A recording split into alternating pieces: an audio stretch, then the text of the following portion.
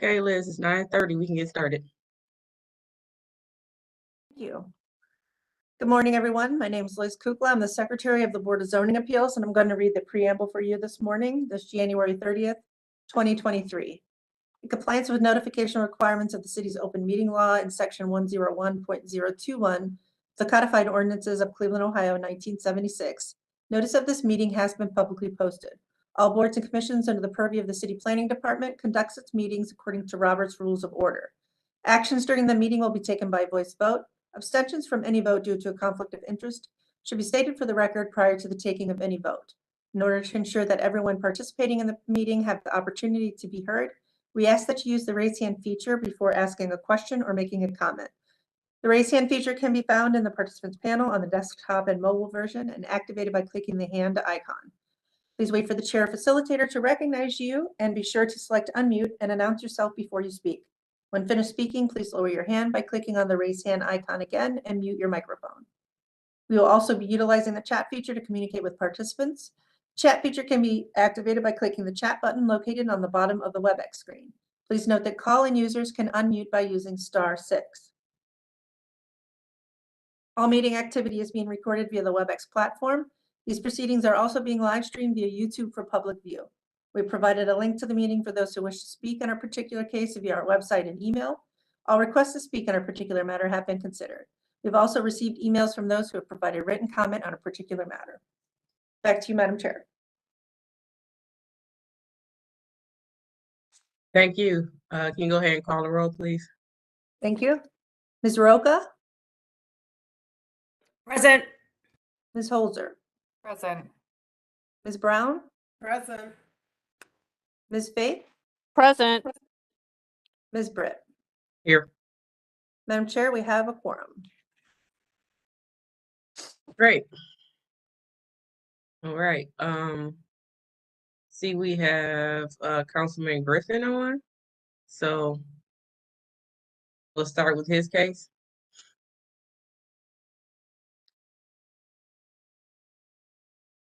All right, sounds good. That would be the Ford Road case or Ford Drive. We also have, Madam Chair, we also have Mayfield Road, which is also Councilman Griffin. So whichever one you want to take first. Everyone's up first in the agenda. It doesn't matter to me. So it looks like that's Mayfield Road then. Okay. Oh,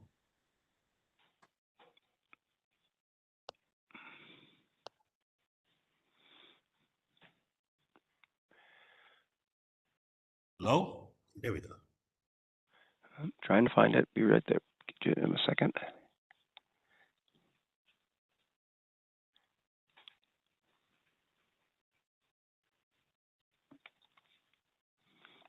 Thank you.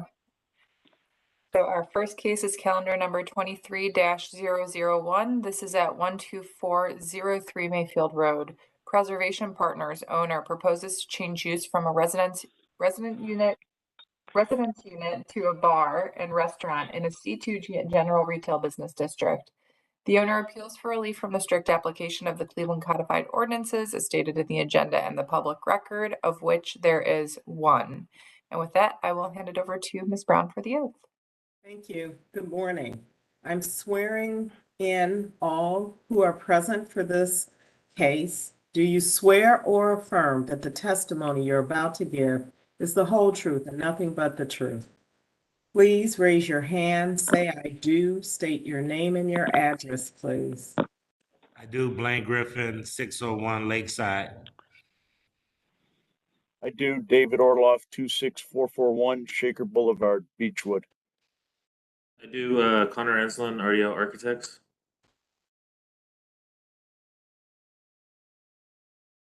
Anyone else for this case? Hey, Madam Chair. Thank you. History of the property, please. Thank you, Madam Chair. There's been no change in the zoning since 1929. In our Records Administration Office, we found that there was a dwelling addition to this address in 1907. Permit was issued in 1911 to repair a porch. In 1912, a permit was issued to erect an addition to the dwelling on the two-story building. And in 1935, a permit was issued to erect a garage. There are no variances on file, and in the more recent history, we didn't find anything that was relevant. Thank you. Thank you. Legal standard, please. Madam Chair, members of the board, appellant is requesting an area variance from the parking requirements of the zoning code. To obtain the area variance, appellant must prove that denying the request will, 1, create a practical difficulty not generally shared by other land or buildings in the same district. 2, will deprive the appellant of substantial property I don't know what rights. it is. I'm just kidding. And 3, that granting the variance will not be contrary to the purpose and intent of the zoning code. Thank you. Who will be the spokesperson for this case? Connor, is it me or you? You have the information for the valet, so I'd say you could handle it.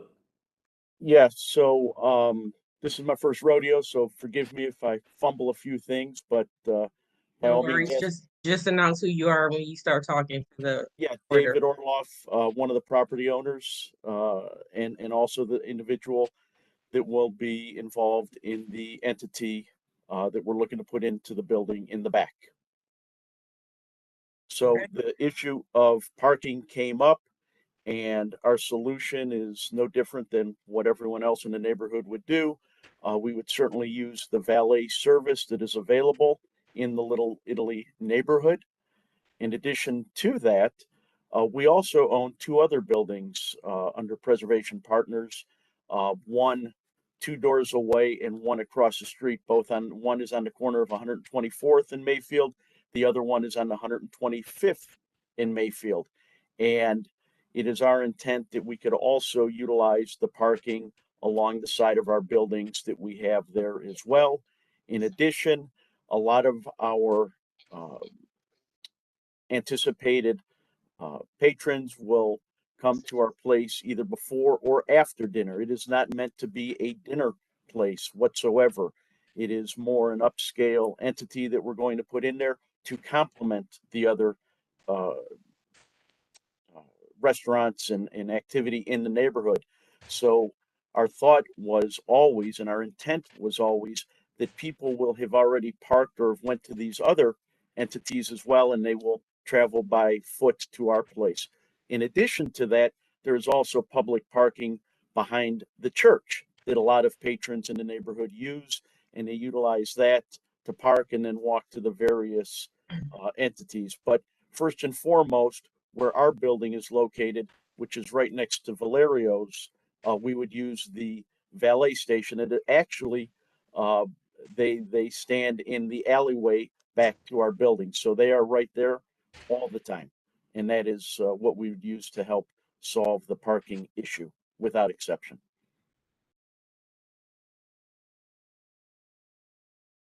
Okay, Connor. so who else? So yeah, Connor, you're gonna talk about the actual, we need to know about the business, like what are you gonna be doing there? Hours of operation, on what days, that kind of stuff. I'm sorry, could you repeat that? I'll speak to the business component of it. Yeah, so we just need to know like what you're gonna actually be doing here. I know it's written up as a bar, so just kind of give us a brief, overview of what you'll be doing here with the business. Yeah, Your hours of certainly. operation on the day, that kind of thing. Yeah, 100%. So when we acquired this building back 2 years ago, we noticed the building was mixed use. It was for that, and in the front there will be an Italian butcher shop / sandwich shop. Again, another nice addition to the neighborhood. And our thought was always, in our plan, was to put a nice, simple little Amaro / Italian cocktail bar in the back.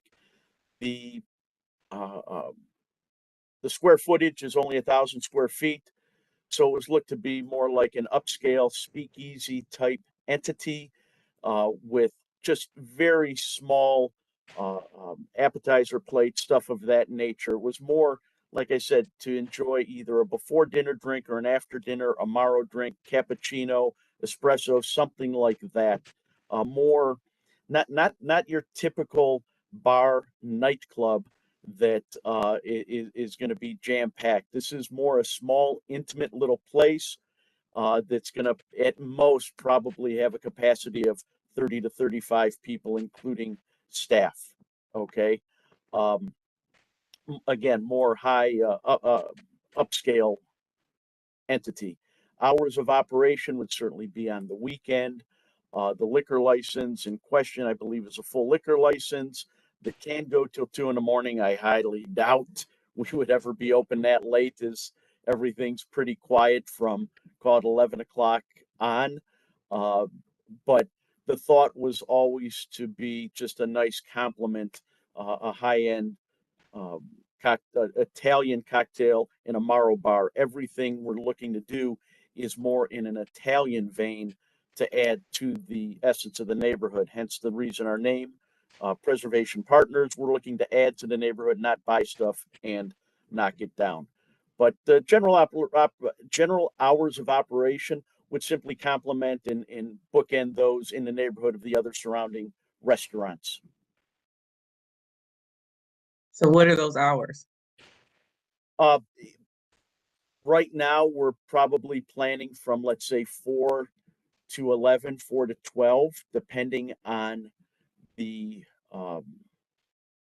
just, the activity, right? We would reserve the right to close early if no one was open. I believe the liquor license we have in escrow waiting for us is a full liquor license. What does that go? You tell me. This is my first rodeo. Does that go till 2 in the morning?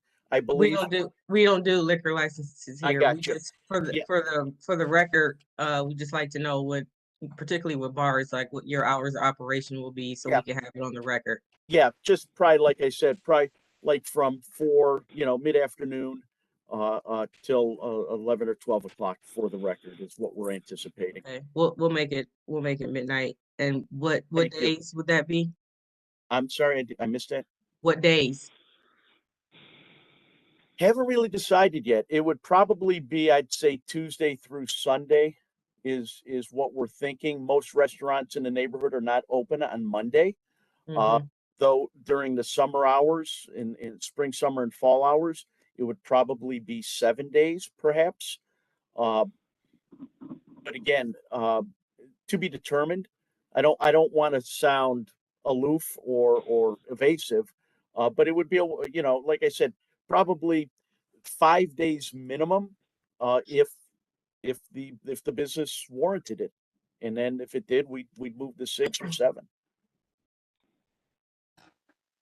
Okay, thank you. Did your architect want to add anything? No, just when we first started this, there's the bunch of the public parking lots that tailor to a lot of the restaurants around the area. And since being the mixed use was originally planned onto the whole first floor for being commercial or business, we feel as well as to add in that it merits changing from the apartment to the speakeasy. Right, thank you. Councilman. Thank you, Madam Chair. I do support this project. It did pass the Little Italy Design Review standards. They have been engaging with community residents. Believe that it will add another unique dining experience on the Little Italy corridor. So I do support this. They also, I put them in touch, and they worked with the new director of Little Italy Redevelopment Corporation, which is Joe Marinucci. And they have committed to work with them to make sure that they're part of the valet program, which is essential to making sure that we ease parking situations up on that hill. So that being said, I support it, Madam Chair. Thank you so much, and look forward to working with them. Thank you, and thanks for saying who was taking over Little Italy. I was wondering. So it's Joe Marinucci. Okay, great. All right, I will open it up to my board now for any questions or comments. Madam Chair, Board Member Roca has a question. I just want to clarify, the apartment that is on the drawing, that is now going to be converted to the speakeasy, or the apartment will remain? The apartment, the one you're referencing in back, is that it, ma'am? Yes. Yeah, the one on the lower level, right behind the butcher shop that is under construction, that will be the speakeasy. That is correct.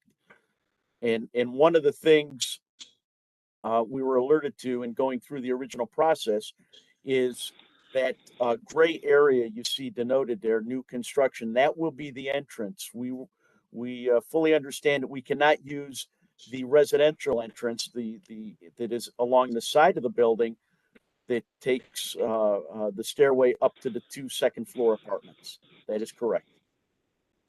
And one follow-up question to that, it's my understanding that you do not currently have any parking and no parking is proposed. Is that correct? You're saying as far as having Currently, like a currently, garage? do you have any parking right now? We do not, Okay, thank you. other than in front of the building, period. Which is just right of way parking, street parking in front of the building. Yeah, but I think though, correct me if I'm wrong, but I think after certain hours, it's either residential or valet only. I know that's what it says on the side of 124th and 125th for my residents on those two buildings as well. I believe it's permit only parking or valet at that point. But anyway, just point of fact. Thank you. Yep. Madam Chair, I had a comment. This is Member Faith. Go ahead. With regard to hours of operation, I think to benefit the business owner, I think I would like to make the condition that it's 12 to 12, 7 days, just to allow them the availability in their, should we pass the variance, so that they can do, if there happens to be a special event or an event going on in Little Italy that they would want to tie into and maybe extend their hours and open before 4. I'm If fine with that. whoever makes the motion can put that in there when that time comes. Okay. Madam Chair, Yes. may I ask the parking lot that is adjacent, who controls that and how is it used? It is my understand now, what I do know is there is a parking attendant there all the time. Okay. I honestly don't know if that's exclusive for Garino's, which is on the other side of our building. I know that Valerio, right next to our building, I don't know if his patrons park there. I don't think so because it should be noted that Valerio is one of the owners of the building that we're talking about right now. In any event, Valerio utilizes the valet service from what I know. Okay. Madam Chair, thank you. Thank you. Yeah. And I forgot to call on Maurice for city planning. Excuse me for that. Thank you, Madam Chair. I was wondering about that. Maurice from City Planning. Yes, we're very pleased that the applicant developer has decided to renovate as opposed to demolish and start from scratch. And as consistent with our policy for the Little Italy district here with the tight parking, we have always requested that new businesses cooperate with and get on board with the valet service that has been set up to serve the entire district to ease the parking requirements. So yes, we support this variance. Thank you. All right. Any other questions, board? No, I don't entertain the motion. Madam Chair, with regard to calendar number 23-001, I move that we go ahead and approve the variance. This has the support of city planning and the councilperson. And as the councilperson has stated, it's been through the Little Italy design review. Using the valet system is pretty typical for businesses in this area. And of note, this is small square footage. As the business owner stated, 30 to 35 people. occupancy, including staff. And we're going to list the hours as 7 days a week, 12 to 12. And with that, I move that we approve the variance. Thank you. Can I have a second, please? Member Brown, I second. Ms. Brown with the second. Go ahead, call the roll. Ms. Roca, Yes. Ms. Holzer, Yes. Ms. Brown, Yes, Ms. Faith, Yes. Ms. Britt. Yes. Calendar number 23-001 is granted. It'll be ratified next week, and we will send the appellant a letter. Thank you. Thank you. You. Thank you. Good luck. All right, thanks. I don't need to stay in the meeting, do I? No. All Unless right, you just thank want to you. hang out with us. All right, thank you. I appreciate it. All right, moving on. Next case. Am I reading both calendar number 23-002 and 013, or 23013? Or am I just reading 23-013? Yeah, that's a good question. Liz, are we combining these? No, Since let's it's take them one at a time. one at a time. Okay. Yes. So we'll start with 013. Yes, this one first, please. Great. Next, we have calendar number 23-013. This is the appeal of Charles Hoven and Laura Saraki from the zoning administrator Richard Riccardi's notice of nonconformance in B220308881. Laura Saraki and Charles Hoven appeal under the authority of Section 76-6 of the Charter of the City of Cleveland and Sections 329.02D of the Cleveland Codified Ordinances from the determination in site zoning application B22030. Oh, goodness. B220308881 and subsequent notice of nonconformance adjudicated by zoning administrator Richard Riccardi on December 20th, 2022. And with that mouthful, I apologize. I will hand it over to Ms. Brown for the oath. Oh, forgot to put the oath slide in here. Hold on. thank you. I'm swearing in all who are present for this case. Do you swear or affirm that the testimony you're about to give is the whole truth and nothing but the truth? Name and your address, please.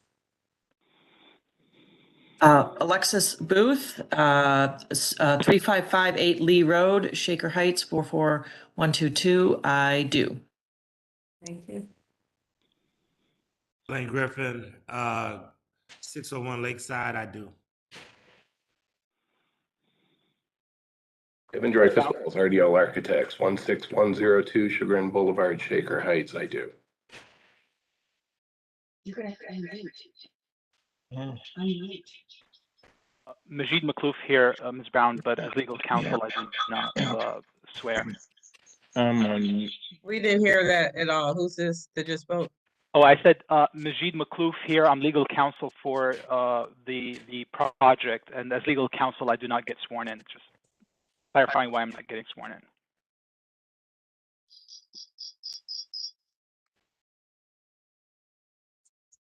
Laura and Chuck, please swear in. Laura Saraki. Oh, go ahead, Chuck. This is Chuck Hogan. I swear in.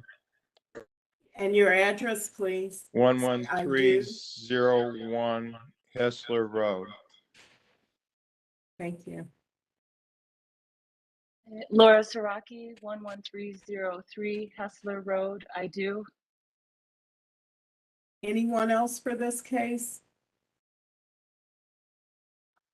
We probably we should. Let me see here. Talk about the variance. Mark Fremont. Yeah. You hear me?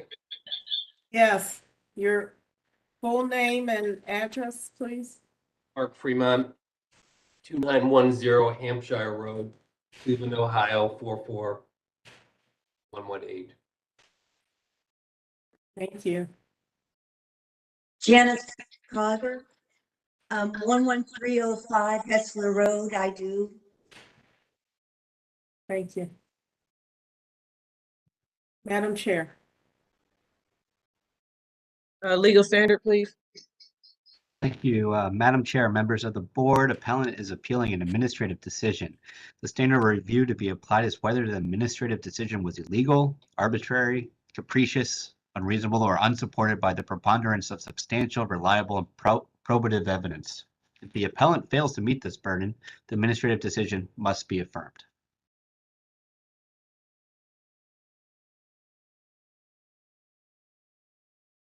Okay, go ahead, Liz. Give us a background. Thank you, Madam Chair. We generally do not read the history for administrative appeals. Right. But if you'd like, we can give you the history on this, or if you'd just like to follow our usual path for these, it's up to you. I just an overall quick summary of Sure. how we got here and what the actual appeal is. Thank you, Madam Chair. So let me give you the quick and dirty of this. And I think we have several board members that weren't here at the last case in 2021. This address, 1975 Ford Drive, was part of a larger project that came before us in 2021. There were 3 parcels proposed at that time in this project. There were 2 houses on the project area. They were 1975 and 1981 Ford. Variances were granted for these 3 projects, contrary to the yards and courts and parking requirements of the code. I do believe I sent you the resolutions. The calendar numbers involved were BZA 21-173. No, this is just specifically involving 1975. For BZA calendar number 21-173, a variance was granted to reconfigure the lot with existing 3-story, 5-unit apartment building to eliminate parking at the rear. At that time, a new parcel was to be established to be known as 11300 Hessler Road. At this time, the proposal has been changed to 2 parcels, and an addition will be made to the 1975 address with 5 units instead of the original 12 units that was proposed in the Hessler case in 11300 Hessler Road. The variances were granted again on this case, the 1975 Ford Drive. They were permitted to reduce the parking down for the units that are existing on the property to, I believe, 0. I believe that they had 0 parking on. They were granted the 0 parking in this case. So we have these 2 cases. This is the administrative appeal that you're looking at first. This administration, the Building and Housing Department wrote up this notice of nonconformance, and Laura Siraki is appealing Mr. Riccardi's adjudication in this case. So it is upon her to prove whether or not the administrator was arbitrary and capricious in his decision to write up the notice of nonconformance that is at issue in the other variance case that you'll see after this case. So at this time, the board is just considering whether or not Rick Riccardi did his job legally and that his decision was supported by evidence and so on and so forth as read in the legal description. There's a lot here. I'm sorry, Madam Chair. I hope that's enough to get us started on this case.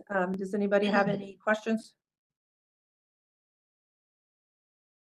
No, I'm just trying to figure out if this is a administrative appeal from Mr. Hoven and Mr. Rocky.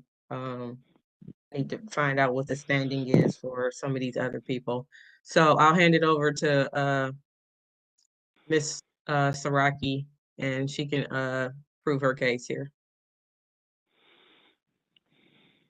Hi, Chuck Hoven and I will be presenting this together. Chuck, do you want to read your statement first, just to give some more background? I just want to make sure that you guys, just make sure that you guys stick to the appeal, that you're appealing this administrative decision. You know, can't go outside the purview of what this case is. Right. So make sure you keep it to that you feel like this non-conformance is arbitrary or capricious. Okay. Okay. Yeah, I'm gonna turn my camera off. First, I wanted to make a statement that we feel that our appeal of the determination of the site zoning application B 22030881 and notice of non-conformance dated December 20th, 2022 and filed on January 19th, 2023 should be consolidated with the appeal of Ford Hessler Property Reorganization LLC, calendar number 23002 for 1975 Ford Drive for the grounds stated in our motion to consolidate, that all of said appeals are now pending before the Board of Zoning Appeals, that all of said appeals grow out of or arise out of the same subject matter, which is the property and the city of Cleveland Zoning Administration's determination and adjudication of application B 2203000811. The consolidation of said appeals will avoid unnecessary costs and delay in consolidating the two hearings into one. When we filed the motion on January 19th, 2023, it was sent to the law department for review. We learned it was accepted in its appeal on Tuesday, January 24th, 2023. After learning that our appeal was accepted, we prepared a motion to consolidate, which we sent to the Board of Zoning Appeals on Friday, January 27th, 2023, to ask that our appeal and the appeal of Ford Hessler Property Reorganization LLC be consolidated. We were only told on Friday, January 27, 2023 at 3:38 p.m. that our appeal would be going forward on Monday, January 30th, 2023 at the 9:30 a.m. meeting. Given this short notice, we ask that the Board of Zoning Appeals vote to reschedule the meeting at another date when adequate notice can be sent that fully explains to impacted neighbors and parties what matters will be before the board. We feel that in order to participate, residents need to know the date, time, and how to access the meeting far enough in advance to make arrangements to attend. Also, knowing what will be discussed during the meeting far enough in advance is important so all parties can fully prepare to testify and make their case before the Board of Zoning Appeals. Sincerely yours, Laura Siraki and Charles Owen. Okay, so you all are asking the board for a postponement of this case because Well, we're asking for a rescheduling, not a postponement. that's a postponement as far as this BZA board is goes. So you're asking for a postponement on the grounds that you want to, you want other neighbors to know that you're going before the BZA. Is that correct? In time to prepare, and we'd like to still have both cases consolidated at this future date. I don't think we could consolidate them because they're, even though it's the same project, they're different appeals. So I don't think we can I consolidate believe. them. Oh, sorry to interrupt. Yeah, hold on one This second. is Laura. Okay. Yep, hold on Madam one Chair. second. But yes, go ahead, Liz. Just for clarification's sake regarding the notification. This board, when we took this in, we had already scheduled this Ford case when we received this objection to the notice of nonconformance from Rick Riccardi. So the neighbors have been notified already for this variance case. Now, this appeal is coming from, that's coming from Chuck and Laura, is a dispute of what was written up by Mr. Riccardi. That is an appeal between them and the administration. They have to prove that the administration did something wrong. If this board determines that the zoning administrator did do something wrong and that the notice of nonconformance has to be rewritten, at that time, we would postpone and reschedule and repost the information. So again, these appellants are stating that the city, what they posted in their notice of nonconformance is not correct. They believe that there should be more substance. There are issues that they believe were not mentioned in the notice of nonconformance. Therefore, it wasn't posted in the public record. If the board agrees with that, then we will postpone it and repost it. But at this time, the appellant needs to prove that these changes need to take place, and the board has to agree with that. Does that make sense? Yeah, I got it. Rest of my board members, make sure they understand. And Madam Chair, if I may, just very quickly, this is Majid Makhlouf, legal counsel for the project. Just sort of from our standpoint, as Ms. Kukla clarified, this appeal is really between the city and the applicants, and the city is the primary respondent there. But the way that we understand how this even made it before the board today is we had our appeal pending. It was properly noticed. Everything is on it.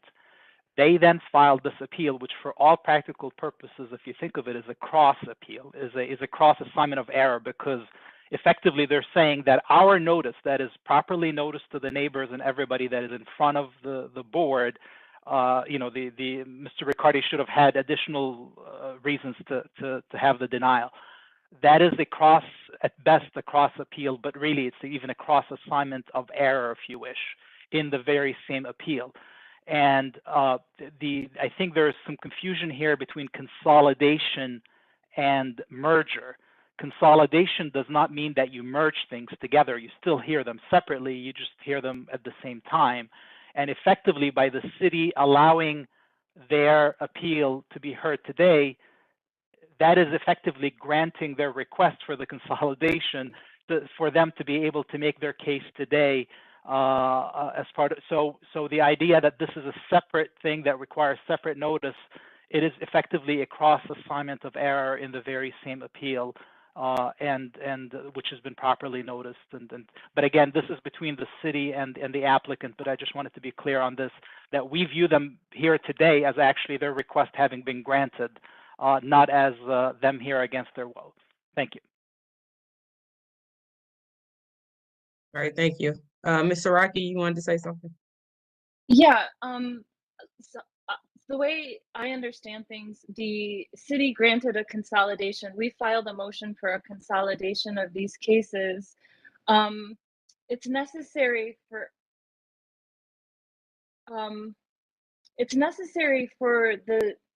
us to have more time, because we need time to issue subpoenas, and it's important that this case be handled before Ford Hessler Property Reorganization LLC's case, because the information is so integrally linked.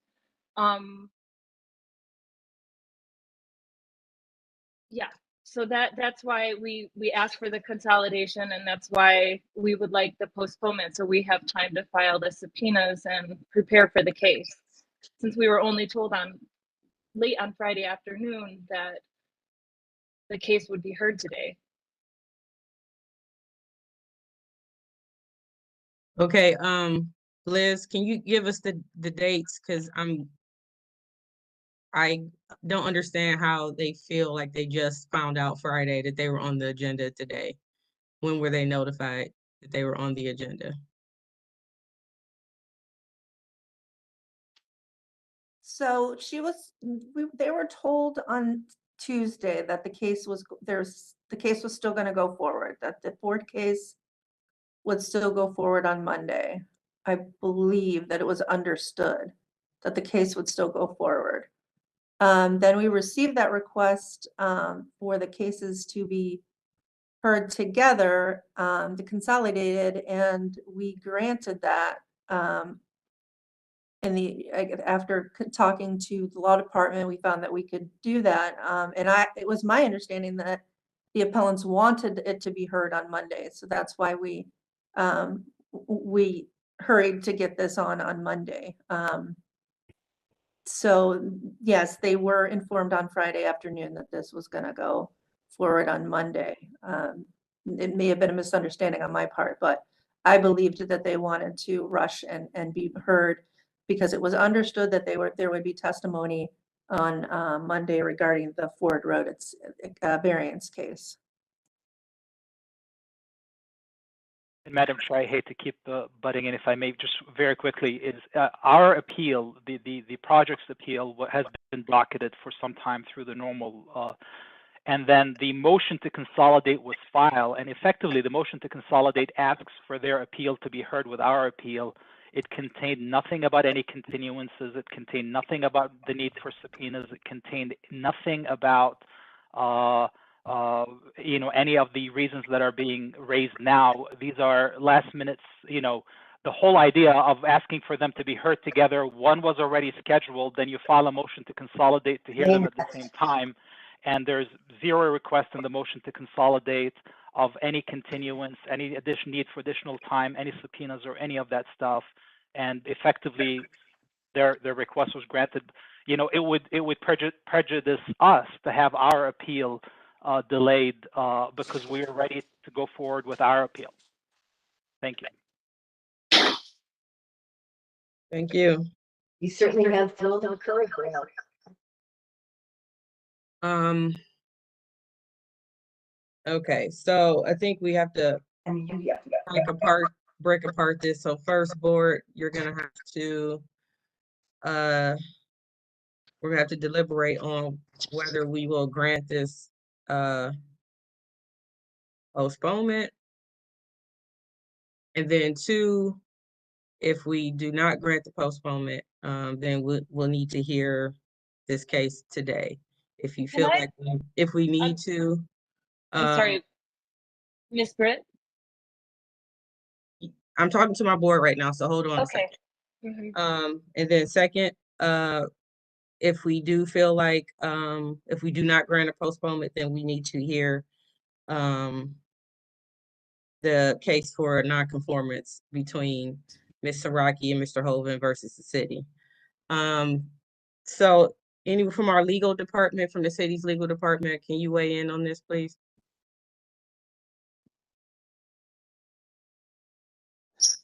Good morning. So in terms of what exactly is the question you're asking me to weigh in on? You restate it, sorry. I just need to know, like, is that the proper way to go about this? Because this is, I don't think we've had something like this before, that someone, for one, is appealing a notice of nonconformance. I don't think in all my years, I don't think we've ever had that. And then so that's second, but first is there, I don't know if I'm wording this right, but is there a standing to ask for a postponement so that they can, because other residences were not notified, but this is a notice of administrative appeal, and did the city have to notify other residents? So I guess that's a lot of questions. To answer your second question first, since this appears to be an appeal just on a decision from the administration, really that's between the property and the administration there. So I don't believe that other parties necessarily needed to be noticed on that. And this seems interesting just because this is appeal, if I understand it correctly, not from the property owner itself, but from other people not agreeing with the decision on someone else's property. Is that correct? That's correct. Okay, so that's interesting in itself, and I don't know the answer off the top of my head if they're standing to appeal a decision that you were not a party to in the first place. So that's one question that needs to be answered. Two, in terms of considering postponement based on necessity to get subpoenas and things like that, my understanding is that parties that have standing do have if they do not agree with the Board of Zoning Appeals decision, they could appeal that to the Common Pleas Court, and at that point, subpoenas would be appropriate and other due process measures. This is, I'm not familiar with or recall an instance where subpoenas were issued in terms of a Board of Zoning Appeals administrative hearing. So I'm not sure that those would be entirely enforceable.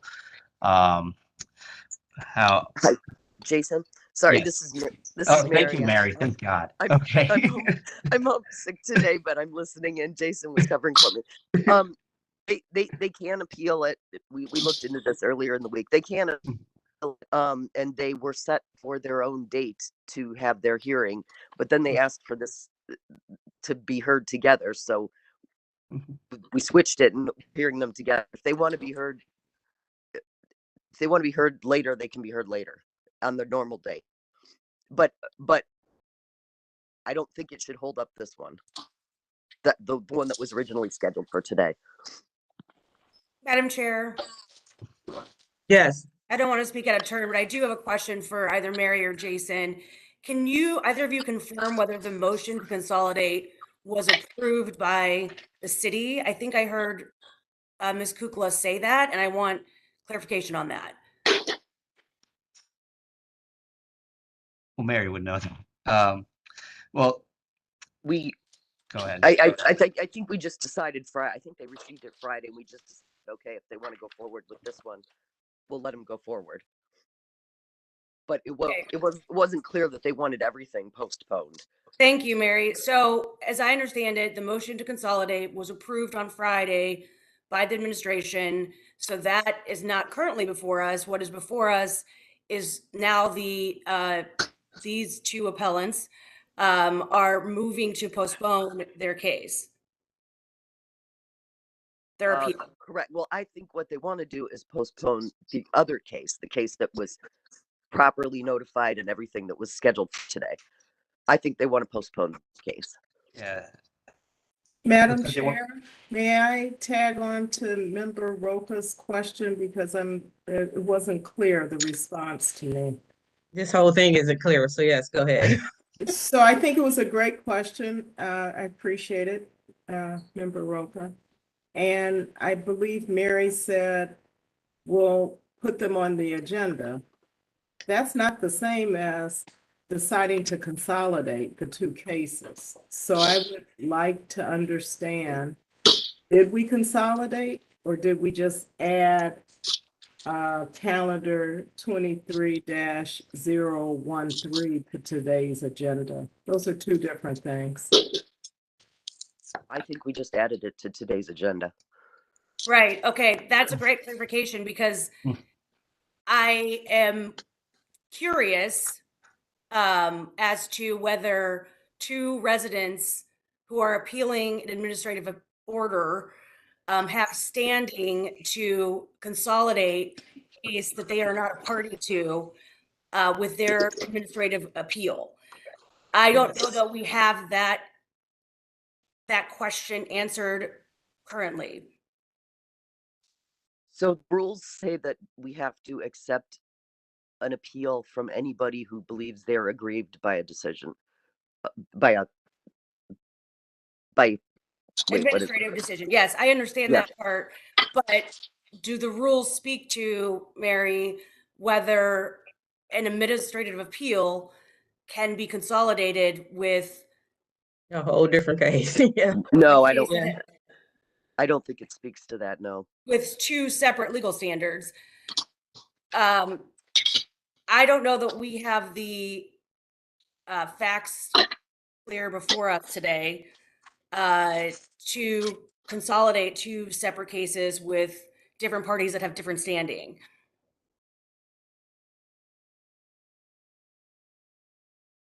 I agree, Ms. Roca. That's where I'm stuck. And I guess we're still trying to get information to figure that out. So I don't know if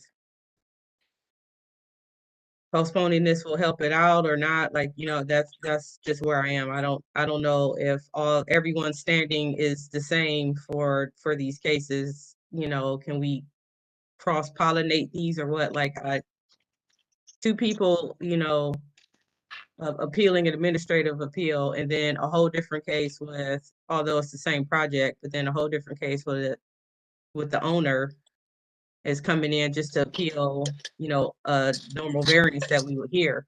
So that's where I am with this. I'm not very clear on how we move forward.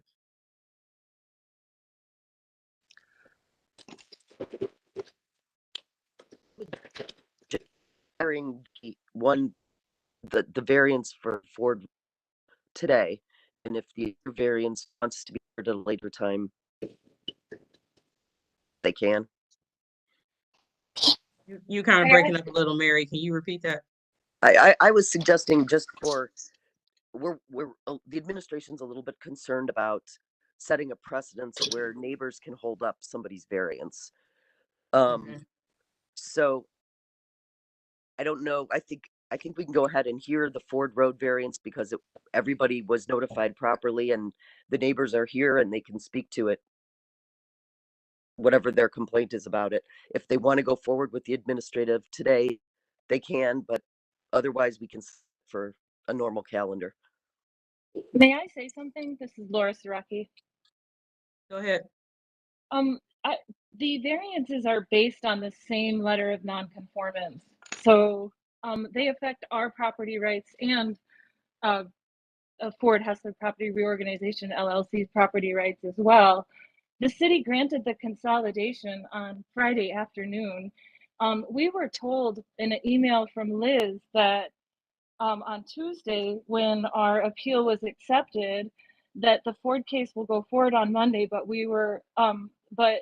the hearing will be held on a different day. Our hearing will be held on a different day since we're not able to get public notice out on time.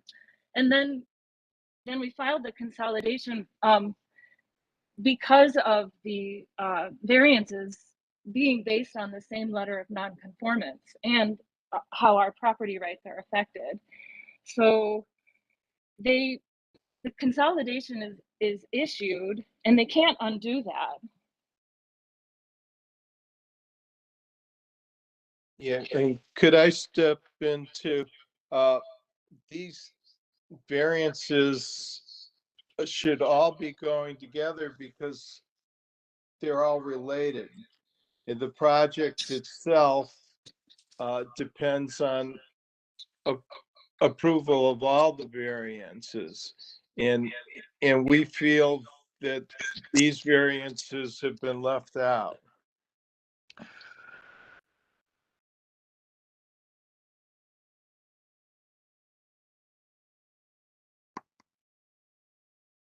That still doesn't make sense to me. I'm not, Yeah. I still don't, I'm still stuck on how, two outside people can have an effect on someone's private property. I'm still stuck on this point. If I may, Ms. Brett, just for the again, the project, just for clarity, just to remember how we got here. You have the applicant, it goes before the city, we get a letter of determination, we properly notice, file the appeal is properly noticed, we're scheduled, we're on the agenda to be before the Board of Zoning Appeals, everybody's notified, everything is proper. Then this other, whatever you want to call it, appeal, cross assignment of error, everybody's scratching their head because it's, I think in the history of the city of Cleveland, this is the first. You have this appeal of a letter of nonconformance appealed, which again, if you think you appeal something that you appeal something that somebody won, they're appealing our denial, saying there are additional reasons in which you could have been denied. So it's effectively the very same nonconformance on which the notice was issued to everybody. And then the city comes back and says, okay, we're going to give the city code the broadest interpretation available on the face of earth. And again, the issue of standing is really interesting because who has standing to file an appeal? Traditionally, there's, you have to be an impacted property owner, you have to have objected, all that. But put that aside for a second. The city says, okay, we're going to hear your appeal, but it's going to go in the normal course at the subsequent hearing. Then they file a motion to consolidate with our appeal. And that motion to consolidate nowhere sought any subpoenas, nowhere sought any continuances, nowhere raised any of those issues. The city goes ahead and puts them on the same agenda, effectively granting them what they wanted to happen. And again, that's different from consolidation. And even if consolidation were granted, it doesn't mean that they're heard together. Even when you consolidate two cases in court, the court still hears each case on its own. It's just for timing purposes, they consolidate them, but each case is heard on its own standard, its own principles. So consolidation, again, doesn't mean that they become one. They're still separate. They're consolidated. They're not joined. They don't become one. Yeah, I get that. And to now come today and ask that our request for a variance be bumped off, it honestly is unfair to us. It jeopardizes, it's a prejudice to us and our project. So thank you very much. Thank you. And I don't think the board would consider postponing your case because you are already on the agenda. And if you have not asked for one, then where I am here is Mr. Saraki and Ms. Saraki and Mr. Hoven. You just want to postpone your administrative appeal for today. But I think as a board, we need to go ahead and hear the other case because they were already on the agenda and the city kind of contorted to put you on this agenda today. So I think I would like to have my board members weigh in, but maybe Laura, if you read your statement, it would be clearer what we're asking for. Madam Chair, this is Liz. Yeah, Liz. I have a question for Mary. I guess legally, did we approve the consolidation on Friday, or did we just agree to have them heard together? I'm not sure. So I'm not an attorney, and I don't understand the consolidation language. Mary clarified that the city did not approve the consolidation. All they did was approve them being on today's hearing. There is a legal argument to be made whether you can even consolidate this motion for administrative appeal with the other case of which the appellants are not an aggrieved party. So I don't think, and I think Mary's, and she can confirm, stated that they did not approve the motion for consolidation. All they did was say you could be on this hearing today. Right. Excuse me, if I may, this is Laura Saraki. We received a message that they did approve the motion to consolidate, I believe. Let's see. Yeah, so we're under the understanding that the motion to consolidate was approved. I think that still remains an open question. Madam Chair, if Ms. Saraki could show me that language, I believe it was just stated that we would put the case on for Monday.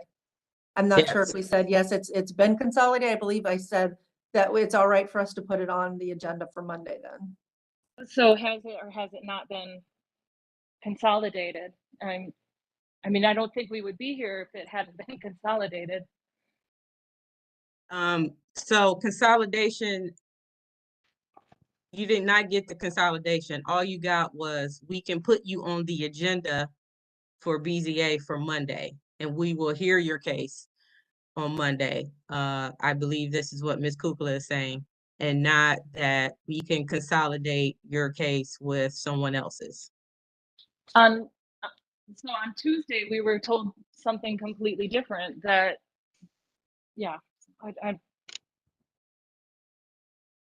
then why are we here? So I think what we have, we're here because you need to appeal you want to appeal an administrative decision. So you can move forward if you want to appeal this administrative decision, and we will talk about that case by itself. But so my understanding is that your case was not consolidated with the other case that we have before us. Madam Chair, this is Liz. I found the email. Okay. It says, sorry for the late notice. It has been a busy day, and this is from me to Laura and Chuck. It says, yes, we will put your case on the agenda for Monday. Just in case my assistant has not sent you the link, it is attached. That's the email that I sent at 3:38 on Friday. So Okay. that gave us the understanding that the cases were consolidated. That's, I mean, we initiated that by filing the motion on Friday morning. Otherwise, Well, that's not what happened. So it's before you to think about if you want to go forward with this administrative appeal, or do you want to postpone that? That's your decision right now. And I'm sorry, Ms. Faith, did you want to say something? Was that you? That was me. I was Okay. just wanting to note that we have the 2 items on the agenda. Mary has stated the situation. Ms. Roca has reiterated what Mary has said. And we have the case that is currently on the screen for Ms. Saraki and her colleague. Should they want to proceed with that today, that needs to be targeted directly to what they put before us, which is the appeal for what Mr. Riccardi had put out. The other case, as Mary had stated, our legal advisor, has long since been on the agenda, has gone through the proper process. And so I believe that we need to hear that today. If Ms. Saraki and her colleague want to proceed with what's before us on the screen now, they should have come prepared for that. If not, then they can postpone it. We'll hear that later, but we need to move forward with the other case. In my Agreed with that. opinion. Yes, agreed with that. So I just presented them with the Yes. the choice of whether they want to go ahead and push forward with their administrative appeal, or if they want to postpone it. Laura, do you want to read your statement? first, I guess. It's this really is not Laura about a Saraki. statement. Yes, it's really not about a statement right now. It's about whether you want to move forward with your case on the administrative appeal or not. That's what we need to know right now. So are you going to vote on a postponement or not then? Or, and if we you do ask move, for if you ask for a postponement, I will ask the board to grant your postponement or not. And then if you do get a postponement, we'll give you a new date. If you want to move forward now, we'll hear your case now, but it will only be about the administrative appeal. okay. Say that again. I'm sorry, Ms. Britt. So if you want to postpone, you can ask us for a postponement, and we'll vote on granting you a postponement, and we'll give you a new date. If you don't want a postponement, you can just move forward right now and present in your case on what the administrative appeal is, and that's it. Okay, we'll move forward with the case, but I do want to go on the record as objecting to the cases not being consolidated, because we were under the understanding that this was consolidated with the email late on Friday, plus the conflicting information that we got on Tuesday when the law department accepted our appeal, and Ms. Kukla told us that it wouldn't be heard at the same time as this case because the neighbors needed to be notified. So we've been given conflicted information. That was what prompted us to file the consolidation in the first place. So it seems like, yeah. So I just want to go on the record as objecting that. No, I don't want to postpone, Chuck. I think we should go forward, but I want to go on the record as stating that we believe the cases were consolidated based on the information that we received. Okay, we have that. So go ahead and present your case on why you think the notice of nonconformance was arbitrary or capricious. So basically, we're just wanting. Is Mr. Riccardi here today, by the way? This is Laura Saraki. I am. Okay, great. So we're basically just saying that this is a different project. What what was presented on December 13th, 2020, and the resolutions that were granted for that are part of an overall project that had to do with 3 separate parcels: 1975 Ford, 1981 Ford, and 11300 Hessler Road, which was created for the purpose of a standalone development on that lot, 11300 Hessler. The resolutions are very clear. They state that this was part of an overall development project related to the central plan. And now what Ford Hessler Property Reorganization LLC is asking for is basically asking the board to keep the variances that they received for the project that was proposed on December 13th, 2021. But now, so keep those variants, but then now proposing to consolidate 2 lots, 1975 and 11300, 1975 Ford Drive and 11300 Hessler Road into 1 lot, and put an addition onto the back of 1975 Ford, which would make the 1975 Ford apartment building all on 1 parcel and turn it from a 5-unit apartment building into an 11-unit apartment building. And so I have a statement I would like to read or have read into the record. We're basically asking Mr. Riccardi to go back, reassess the request for, the application that was submitted. Let's see, I don't have the number here. Application B220308881 and the notice of nonconformance, stating that there were some variances needed for this new proposal that weren't indicated in the letter of nonconformance. Hang on just a second.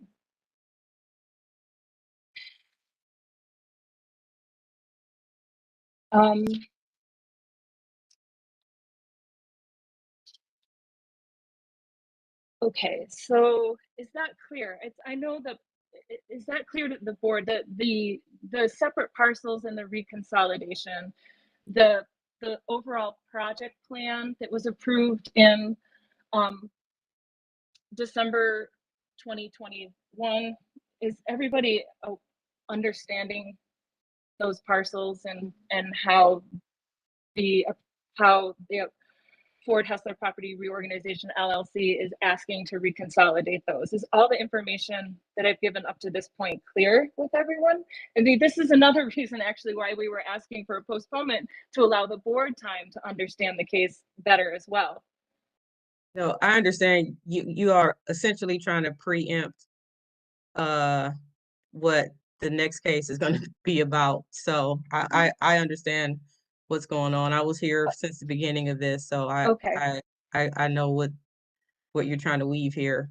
Okay, so good. I'm glad you're clear on that. Just a second. So the development, the standalone development on the parcel at 11300 was not built, and the variances for that particular parcel were allowed to expire. But the board asked if, or Ford Hessler Property Reorganization requested and reaffirmed their variances for the properties at 1975 and 1975 Ford and 1981 Ford Drive. And again, I would have liked to have more time to prepare to give our arguments for this appeal. I don't think we were given enough time, but I'm doing the best I can here. So I can't see what's on the screen, but hang on, let's see. Okay, so you have we're appealing the letter of nonconformance and the application, and we're stating and I'll just go through them one by one. Come and get it. Okay. I'm sorry, that worked. We're stating that the zoning administrator's determination that the site zoning application B220303881 said that it complied with section CCO or Cleveland Codified Ordinances section 349.02, which states that in all use districts, existing off-street parking facilities shall not voluntarily be reduced below the requirements of this chapter, and the subsequent failure to state the same on the notice of nonconformance. So the former rear yard of 1975 Ford Drive, which is now 11300 Hessler, currently has parking capacity for between 5 and 12 vehicles. Building an addition on that site will wipe out all of the parking there, nearly all of it. The Ford Hessler Property Reorganization LLC proposes to have some parking for the addition. We are appealing the zoning administrator's determination that site zoning application B220303881 complied with Cleveland Codified Ordinance section 337.13 and 349.04, which states that at least 11 parking spaces are required, but only 6 are provided, and the subsequent failure to state the same on the notice of nonconformance. There are 5 existing units at 1975 Ford Drive, plus the addition of 6 units to 1975 Ford Drive requires 11 parking spaces. And that variance isn't called for here. The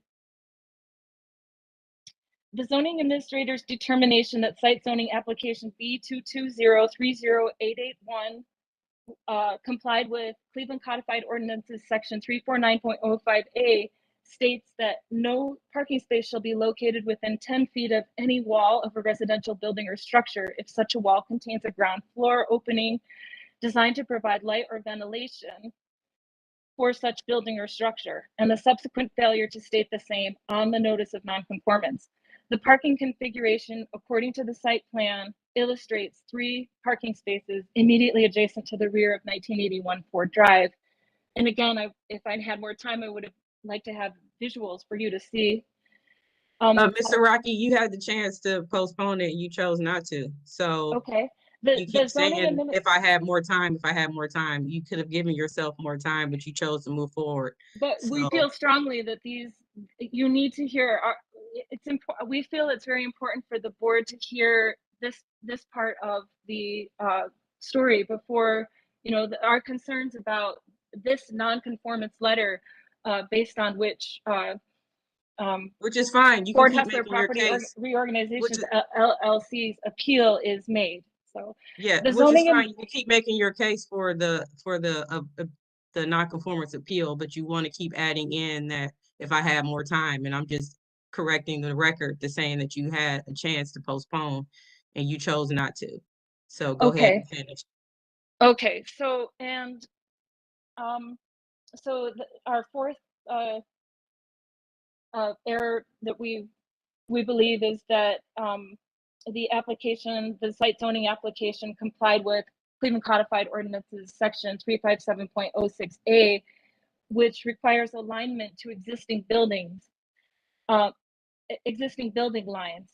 However, and maybe you can, I don't know, Mr. Rulins, if you can go to the plan and take a look at this, but the building that fronts on Hessler, as proposed, the addition is actually in alignment with the protruding front of the bay windows on the buildings on the east side, and not to the existing building itself. And that was also not stated on the notice of nonconformance.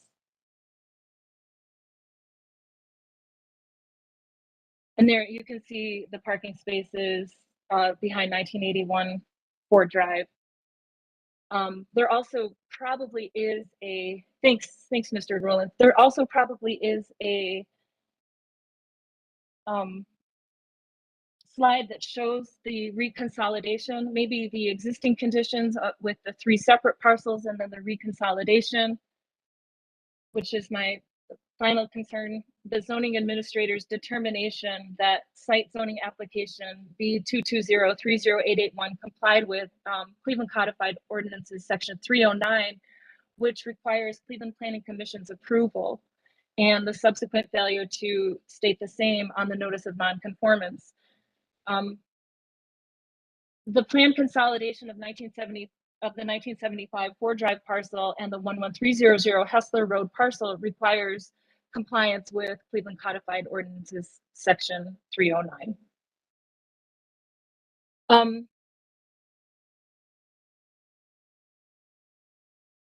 So those are the variances we believe that should be a part of the zoning review and notice of nonconformance. And it's also important, I think, for the board to know that, and basically we're just asking, go back, please reassess the project as approved in December 2021 by this board is a different project than what's being proposed now with the addition and the consolidation of lots of 1975 Ford Drive and 11300 Ford. Also, or 11300 Hessler.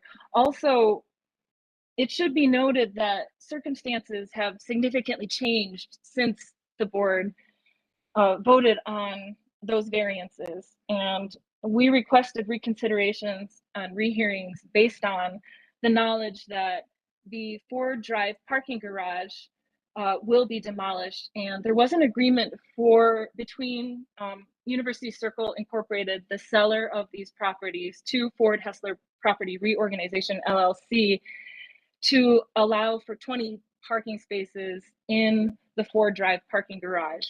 And after we received, and the variances for the overall project, which is now different, were based on, you know, that they weighed the provision for the 20 parking spaces was looked at by the board, and that sort of help the board or allow the board to go ahead and grant the parking variances. But now that the parking garage is going to be demolished, there's a significant loss of parking spaces in the district. Our requests for reconsideration and rehearing were not heard.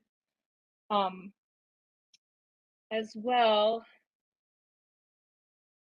I think it's important to note that even though 11 parking spaces may not sound like much, permitting the parking variance of at least 11 spaces will set the precedent that developers can present false plans to this board and get them approved and then never build what was proposed. So there's a lot to look at here. I understand,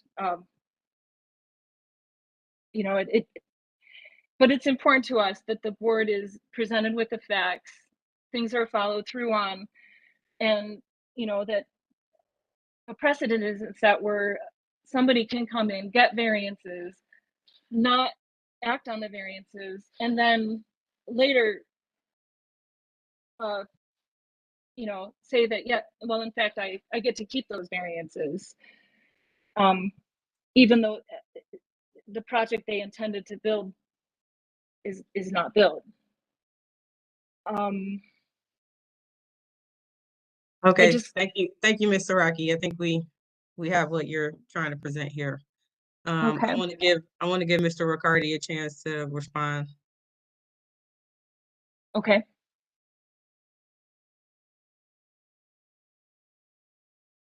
Okay, you can see,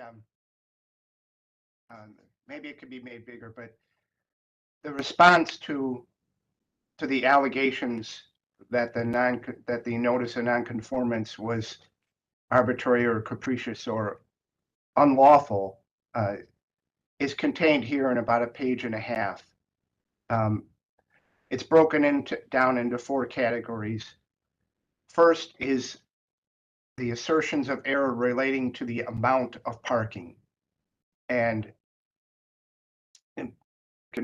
won't read it verbatim, but through the highlights, The existing premises at 1975 Ford Drive was a subject of a case before the Board of Zoning Appeals, number 21-173, in December 2021 for a lot split that would eliminate its existing required 5 parking spaces. The proposal had been denied by the Department of Building and Housing, as parking is required at the rate of 1 space per dwelling unit per 34904. And then the BZA in the resolution, December 2021, granted the zoning variance to reduce the number of required parking spaces for the 5-unit building to 0. Now, it's important to note, it's very important that what happened next, the applicants or the appellants followed through and obtained a building permit based on this variance, B2100-9535, and that's listed on September 15th, 2022, and a certificate of occupancy, CO 2202-7954, issued on October 21st, 2022. They obtained this building permit and certificate of occupancy, which memorialized the variances that were granted by the board in 21-173. Then this building permit application was filed for a 6 dwelling unit addition to this existing 5 dwelling unit at 1975 Ford. And the proposed site plan consists of a consolidation of the existing 1975 Ford parcel with PPN 120-28077, the lot behind it, and it showed 6 accessory off-street parking spaces for those 6 dwelling unit, for that 6 dwelling unit addition. So we're faced with determining how much parking is required now for this 5-unit building and this new 6-unit addition. So we look to 34903, which is cited on the screen. In all use districts, when any building, structure, or premises has a change of use, addition of dwelling units, gross floor area, seating capacity, or other units of measurement specified for required parking facilities, creates a need for an increase of more than 15% in accessory off-street parking. Additional facilities as required herein shall be provided only for such increase in use. So this 34903 is the zoning code section that is controlling in this case. You're talking about a 5-unit building with a 0 parking requirement that is going to be supplemented with a 6-unit addition, and they're adding the 6 spaces. So since the existing premises in 1975 Ford had a parking requirement of 0, additional parking spaces are required only for the proposed increase in use, specifically 6 spaces, and the 6 spaces were provided in the proposed site plan for the new addition. And that deals with how the determination for the number. And as I stated, it is important to note that the variance wasn't left hanging out there. It was acted upon with a permit, a subsequent permit, and a certificate of occupancy. And then we have the assertion of error number 3 relating to the location. That section is correctly cited by the appellant. It does have to be, the spaces do have to be 10 feet away from any wall of a residential building or structure if the wall contains a ground floor opening designed to provide light or ventilation for such building or structure. The site plan does seem to show that the 10 feet is provided for those spaces and on the side of the property relating to the other house that fronts on, rather the house that fronts on Hessler. We can call on the appellant to verify that, but it does show it to be 10.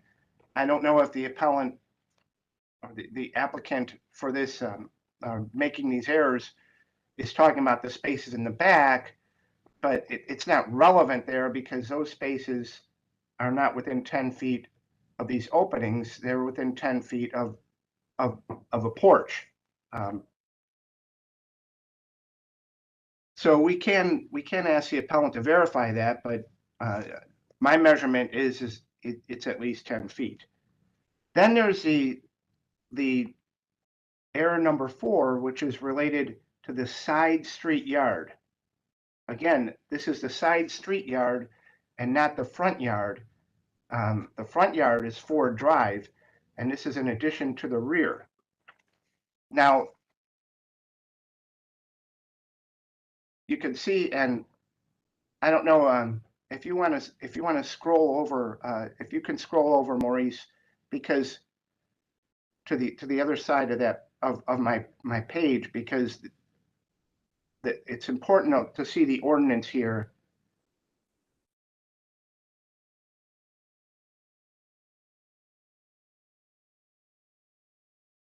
Right, it's important to see the ordinance number 35706A, which is the ordinance that the appellants are claiming was erroneously or should have been cited.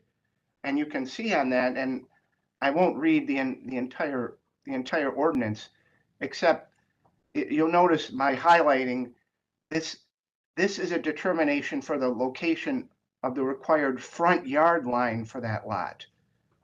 And what we're determining here, and what has been called out by the appellant, is not the front yard line. The front yard is on Ford.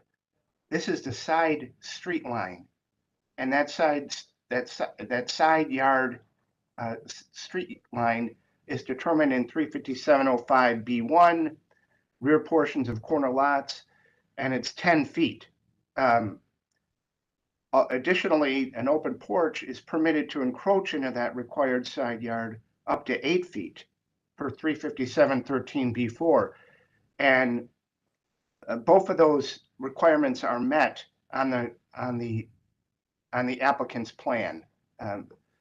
The side street yard is much further than 10 feet. The open porch that encroaches into that side street yard is less than 8 feet.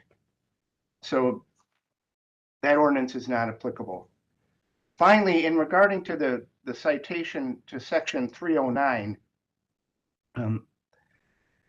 309 is a chapter that deals with the authority of the Cleveland Planning Commission in conjunction with the Division of Engineering and Construction to grant or deny lot splits. And it's a series of regulations for that. This is not in the zoning code. The zoning code is chapter 325 to 359.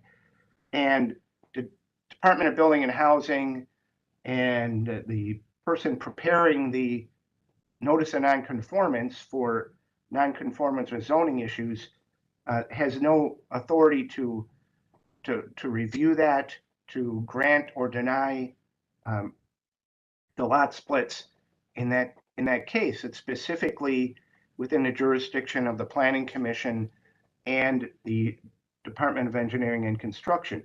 Now, it should be noted that our procedure, and perhaps the appellant wasn't aware of this, when someone makes a plan that has a proposed lot split, the plan is reviewed as if that lot split is going to occur and is going to be approved. If subsequently, and it's subsequent to the zoning review, if that lot split doesn't occur, if city planning does deny it down the road, because it does have to be presented to them, then whether a variance is granted on the lot split, the Department of Building and Housing does not issue the permit if the site plan doesn't match the site plan that's originally proposed. So, in short, Building and Housing does not have authority to review section 309. And if the lot split is not approved by city planning, the permit won't be granted. And that concludes the response to the assignments of error. Thank you. All right, thank you, Mr. Riccardi. Board, do we have any more questions or comments regarding this case? Madam Chair, I have a question for Mr. Riccardi in regards to his testimony on assignment of error number 5. I just want to confirm the letter of nonconformance did state that the Cleveland Planning Commission still needed to review. So I'm just trying to determine whether that is an actual assignment of error at all. Was that the Planning Commission or the Landmarks Commission that was cited? So if you could pull up, Maurice, if you could pull up the nonconformance letter, please.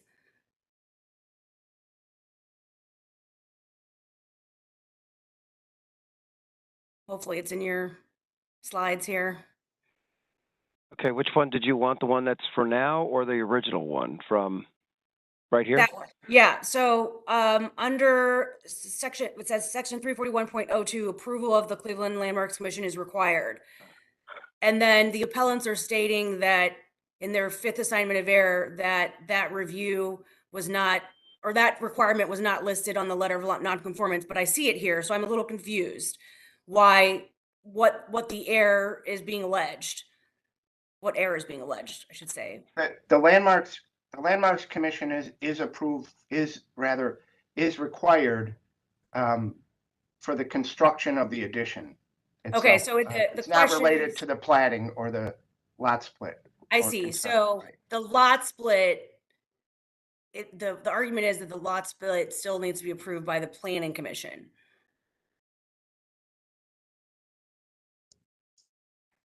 Yes, all lot splits and consolidation do have to be, and building and housing in the presentation of the permit of a proposed development doesn't have any authority to cite section 309. In other words, it's adjudicated as it's presented. And if the lot split doesn't go through, we don't issue the permit. I see. Okay, thank you. That helps a lot. If I may, Madam Chair, Majid McClure for the project, just a point of clarification, I think, for the project is, as Mr. Riccardi clarified, the lot split and consolidations is a subdivision regulation, not necessarily a zoning regulation. And we understand. And it's viewed differently because it deals with the ownership of property, creating a conveyable parcel as opposed to the use of the property.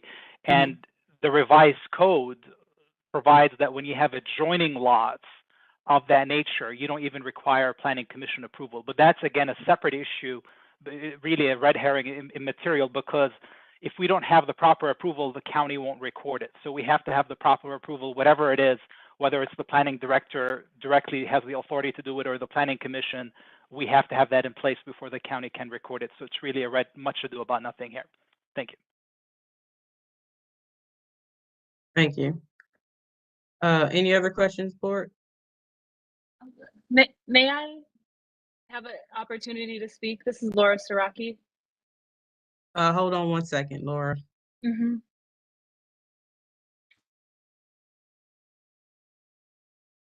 Board, are you done with questions or comments at this point? Seems so for now. Okay, Ms. Siraki, is there anything new you want to add? Oh, yeah, just first of all, we were never given the document here that Mr. Riccardi has cited. Hang on. The resolution that Mr. Riccardi cited, 21-173 for 1975 Ford, is part of an overall development plan that did not get built. If you look at the resolutions, and I believe you have 21-174 for 1981 Ford as well. If you look at the three resolutions for 1975 Ford Drive, 1981 Ford Drive, and 11300 Hessler Road, you'll see that all of the resolutions state that this is part of an overall development plan, which wasn't built. So again, I'm saying that false pretenses were used to obtain the variances without ever building the development. If it wasn't for the development, the Board of Zoning Appeals would never have approved the elimination of all the parking for both buildings. Well, you can't speak on what we would rule on, but you can just say that we did approve it the first time if you want to use that language. Okay. So you approved the removal of the parking for 1975 Ford Drive and 1981 Ford Drive based on the three cases altogether, and it states that very clearly in the resolution, which was granted, the variances that were granted in December 2021.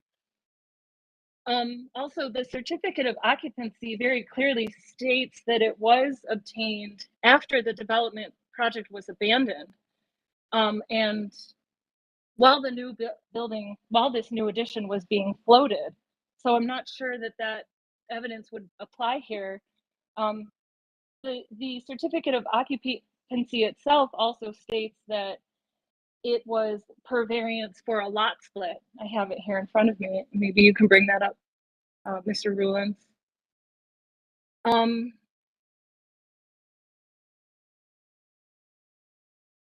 As well, so basically I just want to make sure the board is aware that these variances were obtained for an overall development proposal for three separate cases that were heard together.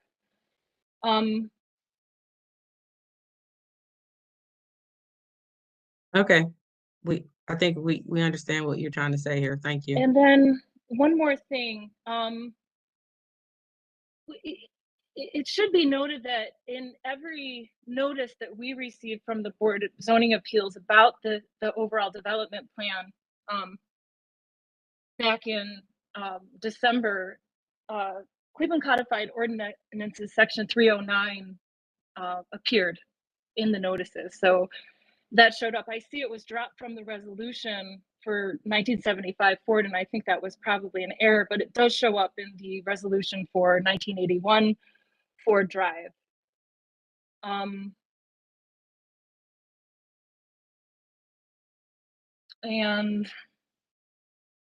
do you have anything else in regards to this non-conformance appeal? Yeah, so also, I believe that the side yard and the alignment with the buildings does need to be looked at closely. The parking in the back of 1981 Ford Drive, it doesn't appear to be 10 feet away from the building. It's certainly not 10 feet away from the porch, and the base of the porch has a wall of cinder blocks underneath it, right at the front of that porch. So I think it sounds like more clarification is needed there. All right, thank you, Ms. Saraki. Yes, this is Chuck Hoven. I'd also like to offer the opportunity for Mark Fremont, who's a property owner on the street, to weigh in his thoughts, if he'd like, on this case and the what's happened in terms of the first case being approved and given variances, and then we're not talking about the first case, Mr. Hoven. We're talking about your appeal right now to the administrative decision. No, your appeal is for the administrative. Right. I'd like to have Mark weigh in on and Jason, how do we figure out who has standing to testify on this? The people that have standing to testify would be the people that are directly affected by this appeal specifically. If they're talking about this specific appeal, then that's fine. But if we're talking about what's next on the agenda, they could wait to talk about what's next on the agenda for in terms of the property. All right, yes, thank you.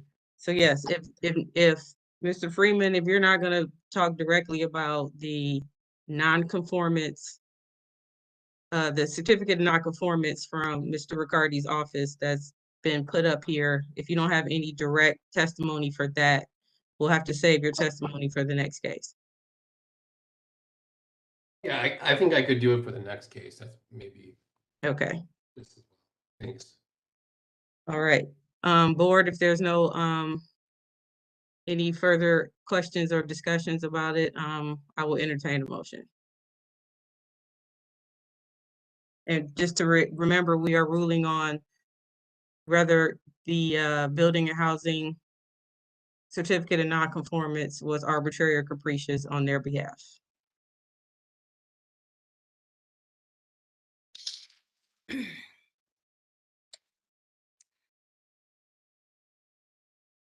Mr. Rollins, can you go back to the page you were just on, the assignment of errors?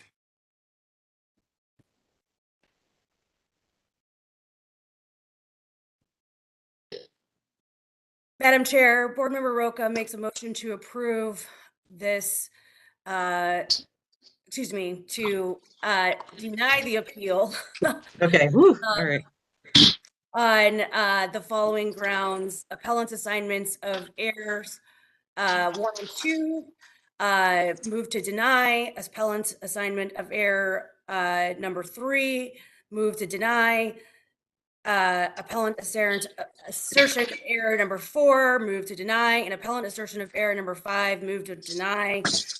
Madam Chair, the city administrator reasonably relied upon the applicable zoning code ordinances, and the nonconformance decisions were not illegal, arbitrary, or capricious.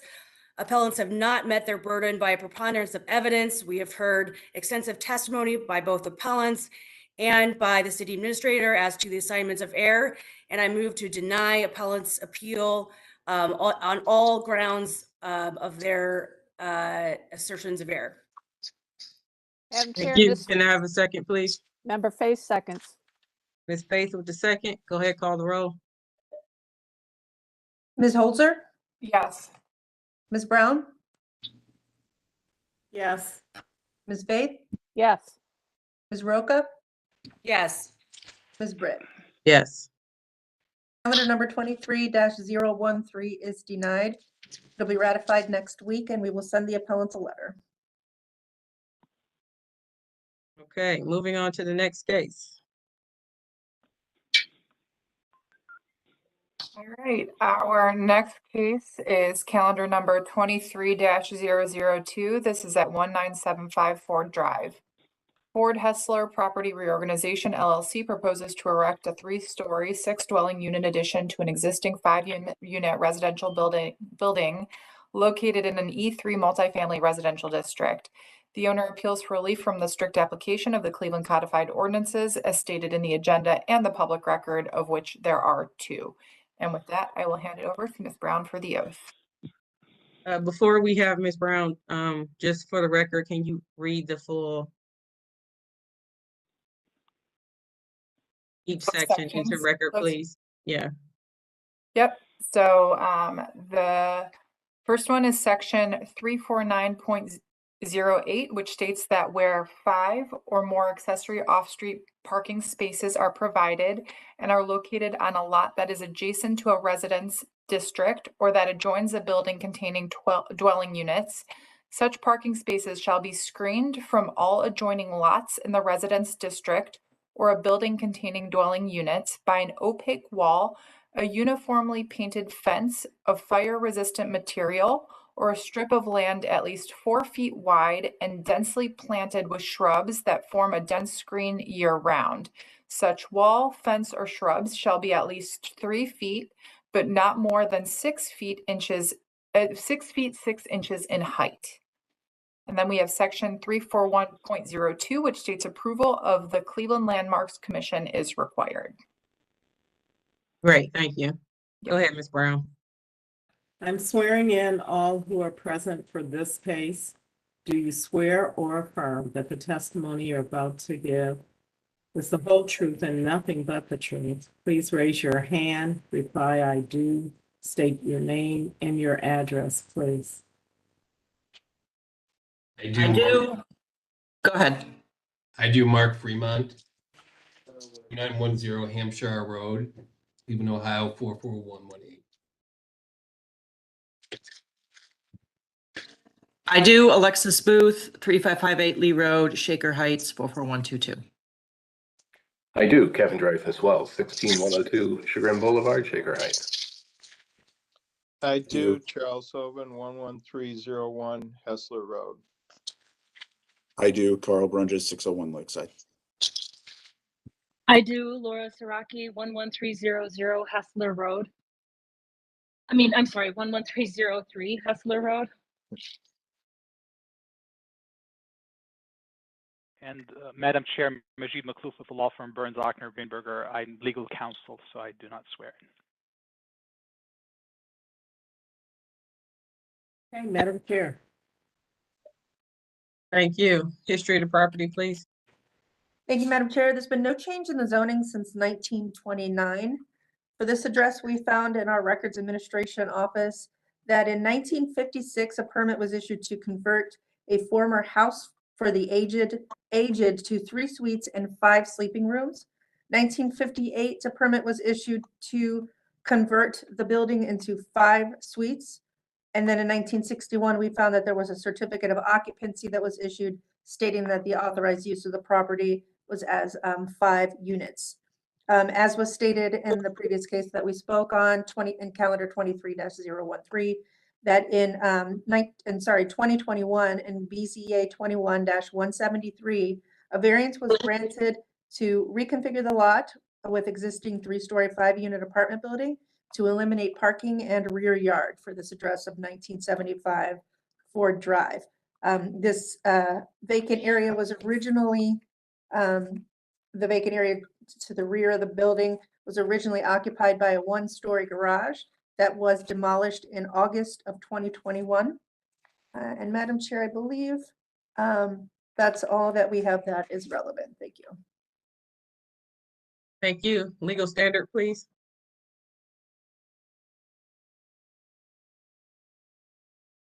I think you're muted. Yeah, you got me. Madam Chair, members of the board, appellant is requesting an area variance from the parking screening requirements of the zoning code. To obtain the area variance, appellant must approve that denying the request will create a practical difficulty not generally shared by other land or buildings in the same district, will deprive the appellant of substantial property rights, and that granting the variance will not be contrary to the purpose and intent of the zoning code. Thank you. All right, who will be the spokesperson for this case? Good morning, Madam Chairwoman. Majid Makhlouf with Burns, Ochsner, Greenberger. I will be more like the master of ceremonies on this one, and I will turn it over to our architect, Kevin Dreyfus Wells, to do the presentation. And we have with us Alexis Booth for the property owner. The only thing I wanted to point out is the memo that was submitted and the letters of support that were submitted with the application. We went through the legal criteria, the Duncan against Middlefield criteria, and explained how we meet the criteria and how the impact here is very minor. Actually, the benefit outweighs any detriment from this variance.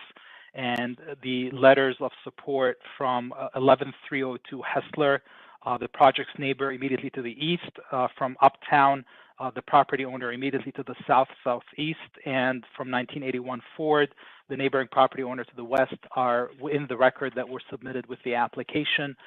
Just wanted to make sure the board is aware of that. And with that, I will turn it over to Mr. Kevin Dreyfus Wells, our architect. Thank you very much. Thank you. Thank you.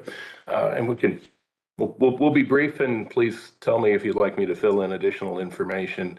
I think going to the site plan, you can see the existing conditions prior to the demolition of the garage. The next slide shows what is proposed. This actually addresses some of the other issues that have been were addressed in the previous case, but you can see the red area are the actual locations of parking spaces, and we can move through some existing conditions in following Sorry, we didn't know slides. we didn't know where you wanted that one on the presentation. It just came in this morning. No worries, no worries. So this is the backside of 1975 Ford. The next slide or two, I think, shows the area where the new parking. You can see in that those two slides in the middle, that is the adjacent property owner who had submitted a letter of support.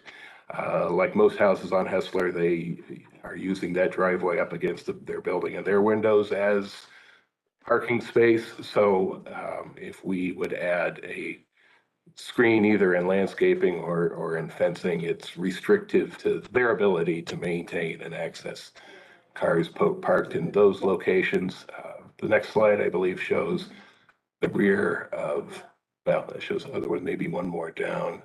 But this is certainly not an unusual condition. This is the rear of 1981 Ford.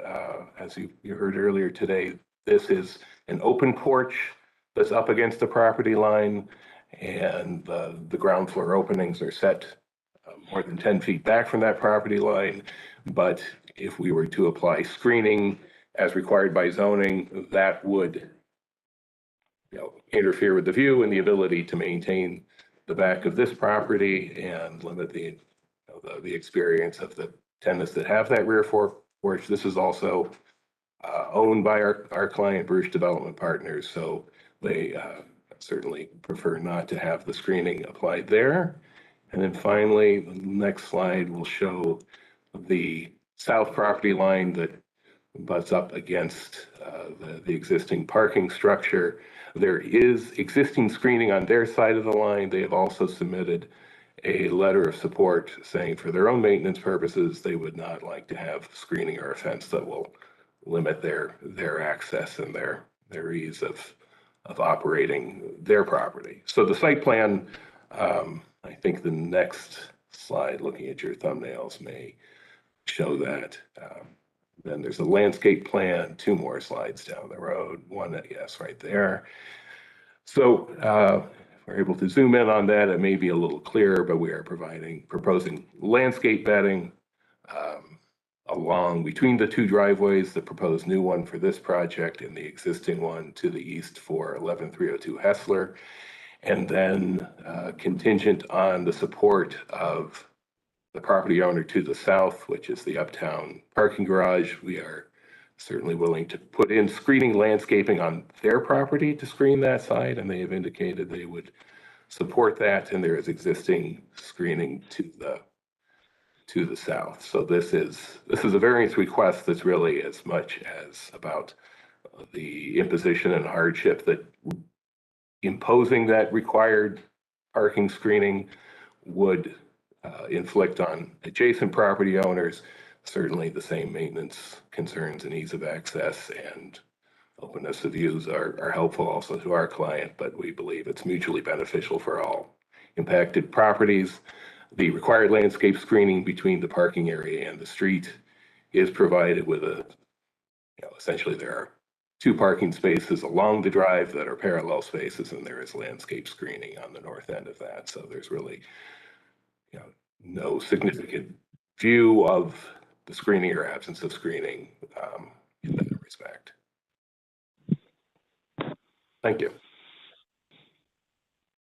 Thank you. Anyone else from your project team?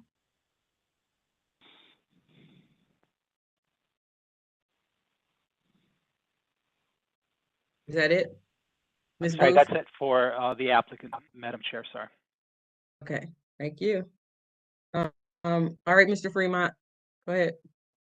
Hi, my name is Mark Fremont. I'm an architect, and I'm also the owner of a building at the end of the street, 15 units. And I'll keep it short. We have experienced difficulty on the street. It's a one-way street. We have all kinds of problems with parking. There is not enough parking in the neighborhood. Our tenants are suffering for that, and the operation of our building is also suffering. I'll give you an example just quickly. I have a truck that's supposed to deliver an appliance to our building. the truck comes down the street, there's cars parked in illegal parking spaces, sometimes in front of fire hydrants, for instance. Double parking in the street so that the truck can't get there, the truck goes away, we don't get our delivery. So there's a practical difficulty that happens to our property, and frankly, in my opinion, devalues the property. Now, if I could just get you to go to slide 102. And we can just focus in, actually, I'm sorry, go to 96. If you could blow that up closer to the driveway there. I want to show you the parking that's provided in this plan, and I think I believe it's not adequate. It says that there's 6 spaces. You look at the driveway there, you'll see that there's a dimension of 12 feet.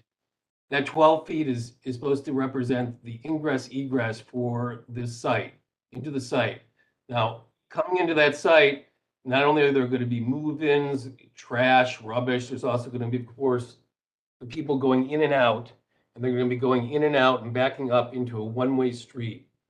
Those 2 spaces that are to the right there, the parking area, 2 spaces, if you look closely, the width of those spaces is 7 feet. I don't think that's the permitted width of a parallel parking space for the city of Cleveland. In fact, I think that the parking space is supposed to be 9 or 10 feet by 22 feet. So basically, they're going to have cars that are hanging out into the ingress egress onto the site. So I don't think, even if you were to consider those 6 spaces is all you needed for this site, that there's adequate parking for that. I also want to say from the beginning, which was mentioned in the previous case, when this project came to the Board of Zoning Appeals, it was approved on the basis that there was going to be parking spaces provided by UCI, who was also, by the way, the seller of this property. That UCI was going to be providing spaces for this building and for all these properties.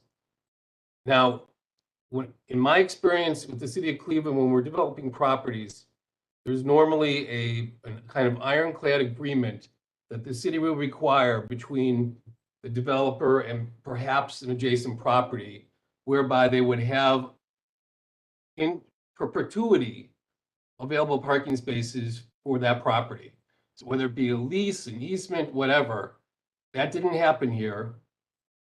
They separated this parcel out, and in the end, they're going to end up having maybe 6 spaces. I don't even think there's really 6 spaces for 11 suites. And I think that that is an improper way of looking at it, especially given all the problems that the street has for parking and for service and so on.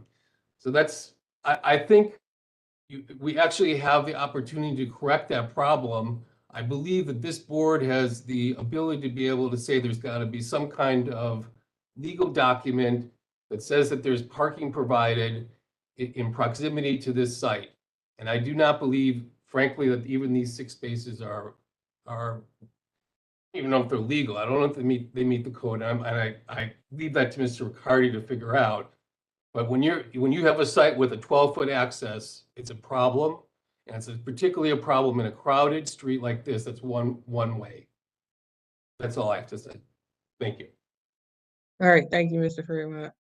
Mr. Hovind?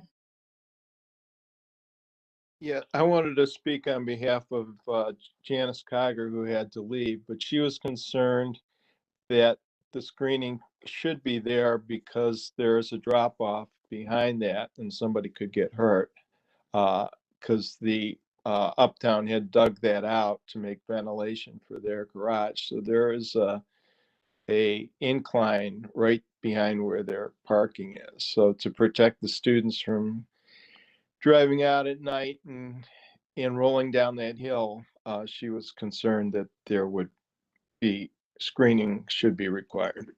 Thank you. Thank you. All right, Mr. Rocky?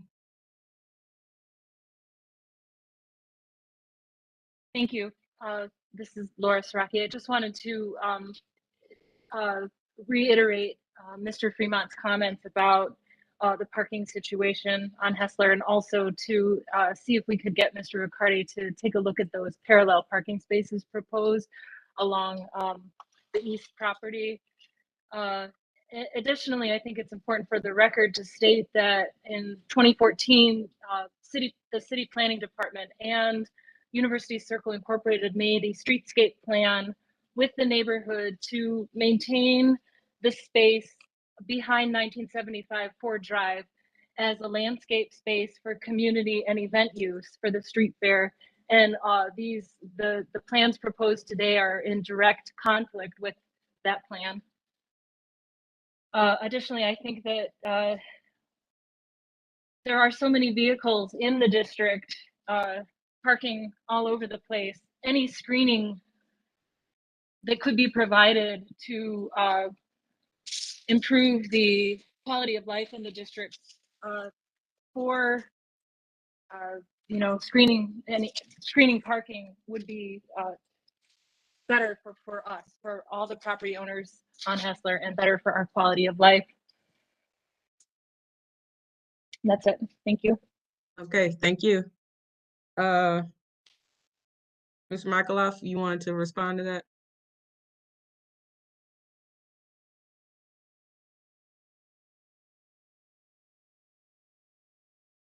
Is he talking?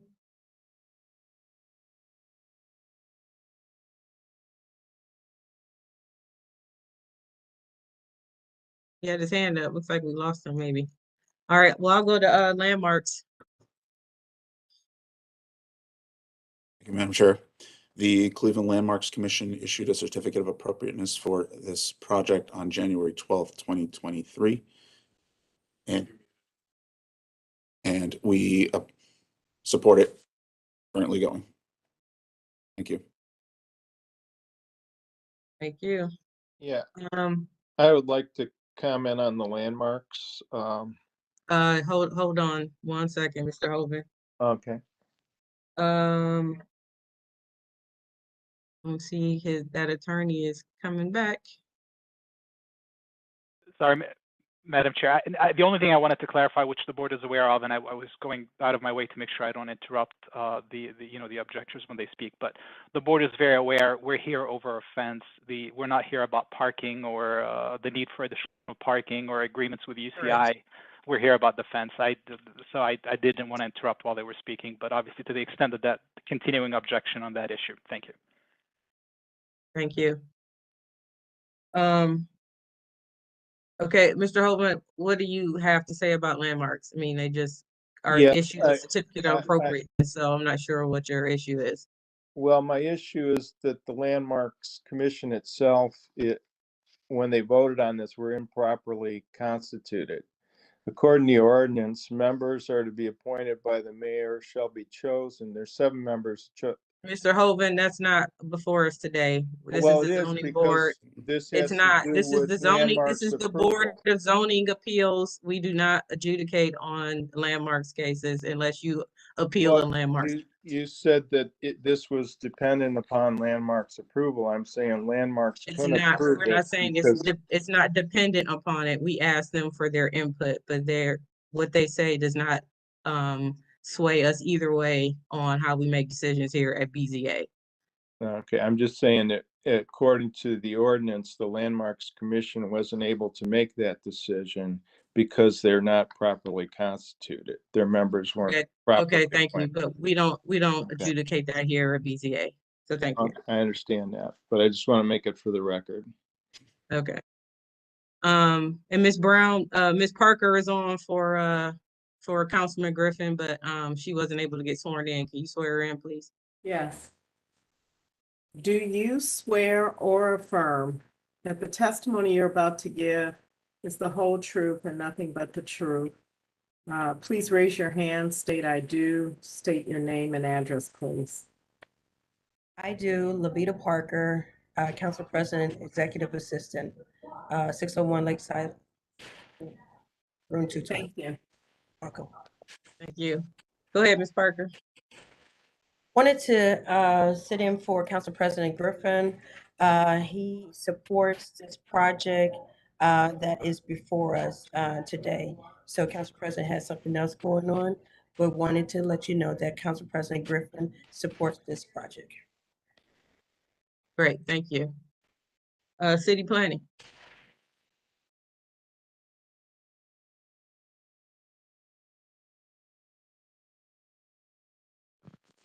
Marisa, you're muted. Let me let him know.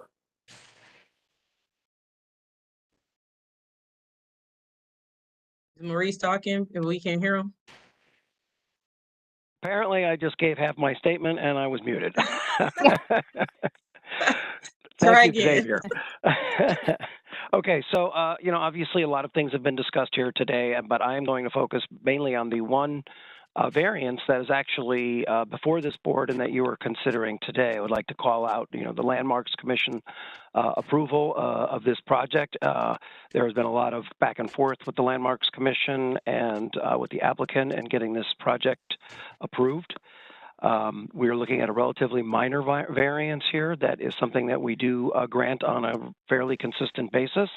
The fact that the property owner has submitted letters from the directly affected property owners where the screening was proposed to be, that is required to be placed, and they all objected to the use of a wall, which would have been probably the most effective and space-saving way to screen the property, but they did not choose to have that kind of screening wall against their property. The neighboring property owners have all have discussed this with the current applicant, and the applicant has taken in their comments and I think made a proposal that is consistent that would appease the neighboring property owners.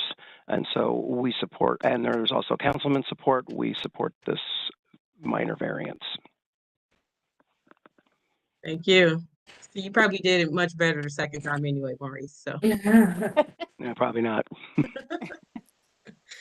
All right, board, any questions, further questions or comments? Excuse me, Ms. Britt. Oh, On the board. Madam Chair, I was just going to ask if Maurice could put the letters of support back on the screen so we can have a little bit more time with those. Thank you. While you're looking at that, Mrs. Saraki, did you want to add anything new?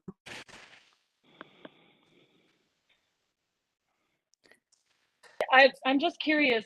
This is Laura Saraki. I'm curious if the variance for the landmarks approval is moot because landmarks already approved it. Is that? I mean, it kind of goes with the discussion I think we had about Section 309. This is Richard Riccardi. That is correct. When we adjudicate the project, we include it, of course, because it hasn't happened yet, but often by the time we get to the BZA hearing, it has happened, as in this case. So that variance issue is not required. Okay, so why is it on the? Then it should be removed for today's purposes, correct? Or no? We don't have to grant it because it's already been granted. I mean, we don't ever grant it anyway because it's a landmarks thing. So normally we just say if we are approving other variances, we'll approve the other variances and note that has been approved by landmarks. But we do not grant landmarks approval. Okay, thank you for the clarification. I appreciate that. No problem. Madam Chair, I have one more question. Mm-hmm. This is for, I guess, the appellant's attorney or whoever wants to speak for the appellant. I'm seeing that some of the adjoining neighbors are suggesting planting trees or shrubs between the parcels. Can you just speak to whether you're going to do that or whether that is something you're not going to do? I can turn it over to Alexis Booth, but the simple answer is we're coordinating with the neighbors and we'll do whatever it takes. I mean, I think this is a very friendly relationship with the neighbors, and the idea is we'll accommodate that. And I think Mr. Wells did address the fact that we will actually take care of that depending on what we agree with them to do. Well, but actually, I'd like to add to this. This was going to be my question. Mr. Wells did speak to this, and my question is about, the variance doesn't require a fence. It also allows to have a planted strip. So I imagine we're not gonna have the width as identified, which is why you're asking for the variance, but I'd like to know what the planting is, if it's tall, so if that's for Ms. Booth to speak to. But with this image, I am interested in hearing about the plantings as well. Thank you, Member Roca. I can Yes. speak to that. Oh, go ahead, Kevin. Sure. So on this image, there's three areas that we can talk about.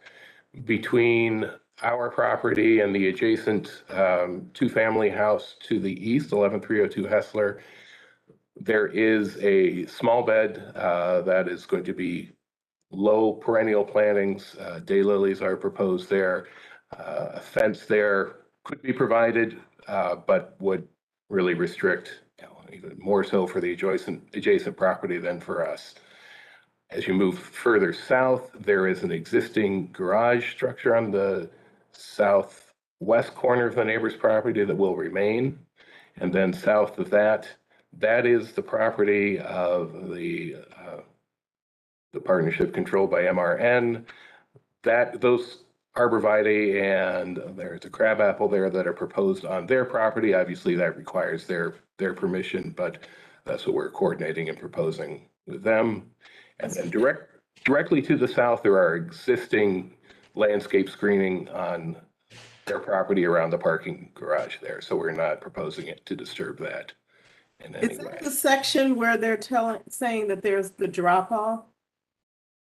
There's a slight drop. It's not and the current grade is not the final grade, so we don't anticipate a significant drop off that would require any. There really isn't that much of a drop off now. There's a drop off within the property that will be regraded that perhaps the commenter was referring to, but there really are not any major. There are no cliffs of Dover on the edge of this property. Madam Chair, Yes, Ms. Fay. could I follow up to Ms. Brown's question to Mr. Dreyfus? What is the difference in the grade, the drop off as it exists, or what is planned? I can look at the survey, but it's intended to not just be smoothly graded. Maybe a slope over a foot vertically over a couple feet horizontally. Okay, all right. So 30% grade in that change in that slope, or 45 degrees, or? 30% or less. That's something that as we proceed forward needs to be engineered. If it would be something that required by the building code or just for safety in general required a guardrail or another barrier, we would certainly be required to provide that for restrictions beyond the zoning ones. Okay. Do you have a cut sheet for the planting materials that you have proposed? There is a planting plan that's part of this package. The diagram that we were looking at included those plant designations. Then there's a plant schedule, and then of course the pictures of those plantings. Okay. And that was what also was presented to the Landmarks Commission as Right. they issued the certificate of appropriateness. Thank you. Thanks, Maurice, for putting that up. I think that's helpful for everyone to see and helps visualize the materials that are going to be used. That's all I have, Madam Chair. Thank you. Any further questions, board? If not, I will entertain a motion. Madam Chair, giving testimony that we've heard today with regard to the one variance that we have before us, number 2 being the Landmarks Commission approval, which Mr. Bruges has indicated that that has happened. We have support from the city council person. We have support from city planning. I think our questions to the project staff have been answered. We have a cut sheet for the plantings and a description for the designated areas and that area of sloping drop off, if you will. I think that has been answered to quell any concerns about safety in that regard. So with all that being said, I move that we go ahead and approve calendar number 23-002. Thank you. Can I have a second, please?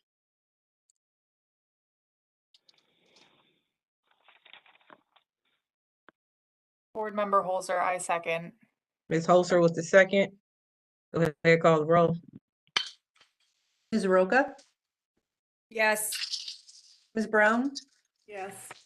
Ms. Holzer, Yes. Ms. Faith, Yes. Ms. Britt. Yes. Calendar number 23-002 is granted. It'll be ratified next week, and we will send the appellant a letter. Thank you very much to the board. We truly appreciate it. All right, thank you. Okay, next case. Right. I'm just pulling up my notes for 1 second. Our next case is calendar number 22-236. This is at 1780 East 89th Street. Michael Nance proposes to expand the use from an 8-unit apartment to a 16-unit apartment in a C1 and E2 multifamily zoning district. The owner appeals for relief from the strict application of the Cleveland Codified Ordinances as stated in the agenda and the public record, of which there is one. There's also note that a lot consolidation is required. And with that, I will hand it over to Ms. Brown for the oath. I'm swearing in all who are present for this case. Do you swear or affirm that the testimony you're about to give is the whole truth and nothing but the truth? Please raise your hand, reply, I do. State your name and your address, please. I do. Giancarlo Calicchia, 722 Literary Road, Cleveland, Ohio, 44113. And I'm a partner in the project. I do. Michael Nance, 859 Jefferson Avenue, number 2, Cleveland, Ohio, 44113. And I'm a partner with Giancarlo in the project. I do. Don Vokich, 5000 Euclid Avenue, Cleveland, Ohio, 44103. I am the senior project manager with LDA Architecture.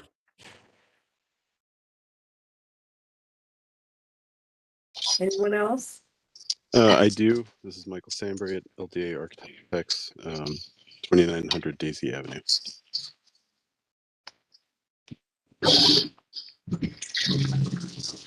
Madam Chair. Thank you. History of the property, please. Thank you, Madam Chair. There's been no change in the zoning since 1929. In our Records Administration Office, we found that in 1910, a permit was issued to erect a tenement building. In 1974, a permit was issued to maintain 8 dwelling units on site. And Madam Chair, there are no variances on file. And in the more recent history, we found that starting in 2020, there were permits issued to board up windows and doors on the property. And that's all that I have. Thank you. Thank you. Thank you. We have an echo, so if you're not speaking, please mute yourself. Legal standard, please. Thank you, Madam Chair. Members of the board, appellant is requesting an area variance from the maximum residential floor area requirements of the zoning code. To obtain the area variance, appellant must prove that denying the request will create a practical difficulty, not generally shared by other land or building in the same district, will deprive the appellant of substantial property rights, and that granting the variance will not be contrary to the purpose and intent of the zoning code. All right, thank you. All right, who will be the spokesperson for this case? I will. This is Don Vokich with LDA Architecture. All right, Mr. Vokich, go ahead. Okay, so this is located between Huff Avenue and Chester Avenue on the existing building is located on 89th Street. The building is between 89th Street and 88th Place. We propose to put an addition to the rear of this building. So the next slide would indicate where that is in relation to the existing, and then put a parking lot to the south. South is to the left in this particular orientation. So the parking lot is to the south there. Which one, right quick, which one is triggering the lot consolidation, the parking lot or the addition? That's a good point. The current existing building is on one lot, and we're proposing to consolidate the two lots to the south of it with the one with the original building. Okay. All right, thank you. Go ahead. If we just go through not sure exactly what to talk about here other than to say that we have an existing 7-unit building and we're adding 9 more units to the rear. The building is designed for marketable units so that they're sized for basically sized for 2 bedrooms and 2 baths where possible. A couple of the units are 1 bedrooms with a bath. The building addition is such that you'll have an entry to the new units off of 88th Place, and the existing units there will be accessed from the existing entry on 89th Street. This building has been approved for federal and state historic preservation tax credits. I think you can see on the slides what we're trying to do here. And I think pretty sure the rest of it speaks for itself. If anybody has any questions, I am here to answer. All right, well, this is BZA, so if you could just speak to the variance you need. Right.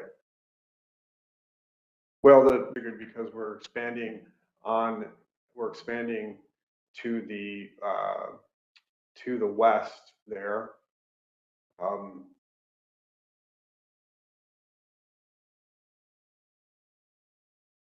We need the extra area there to make the building design work. Okay, anyone else from the project team? I got Ms. Sandberg. I have the owners, Caliglia or Mr. Nance. Anybody else want to chime in?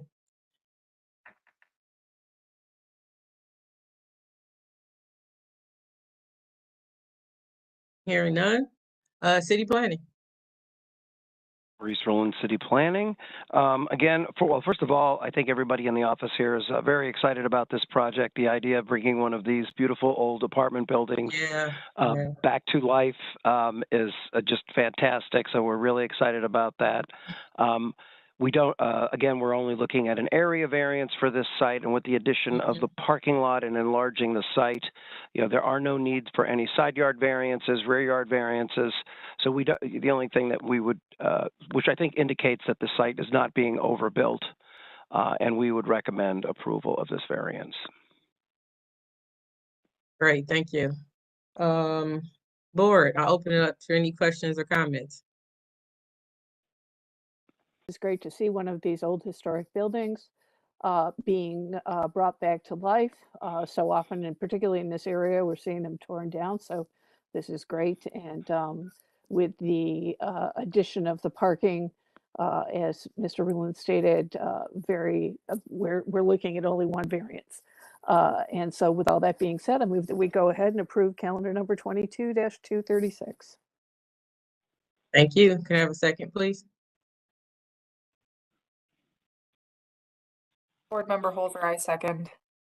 Ms. Holzer with the second. Go ahead, call the roll. Ms. Roca? Yes. Ms. Brown? Yes. Ms. Holzer? Yes. Ms. Faith? Yes. Ms. Britt? Yes. Calendar number 22-236 is granted. It'll be ratified next week, and then we will send the appellants a letter. Thank you. Great. Good luck. Thank you for your consideration. Good luck. Good luck.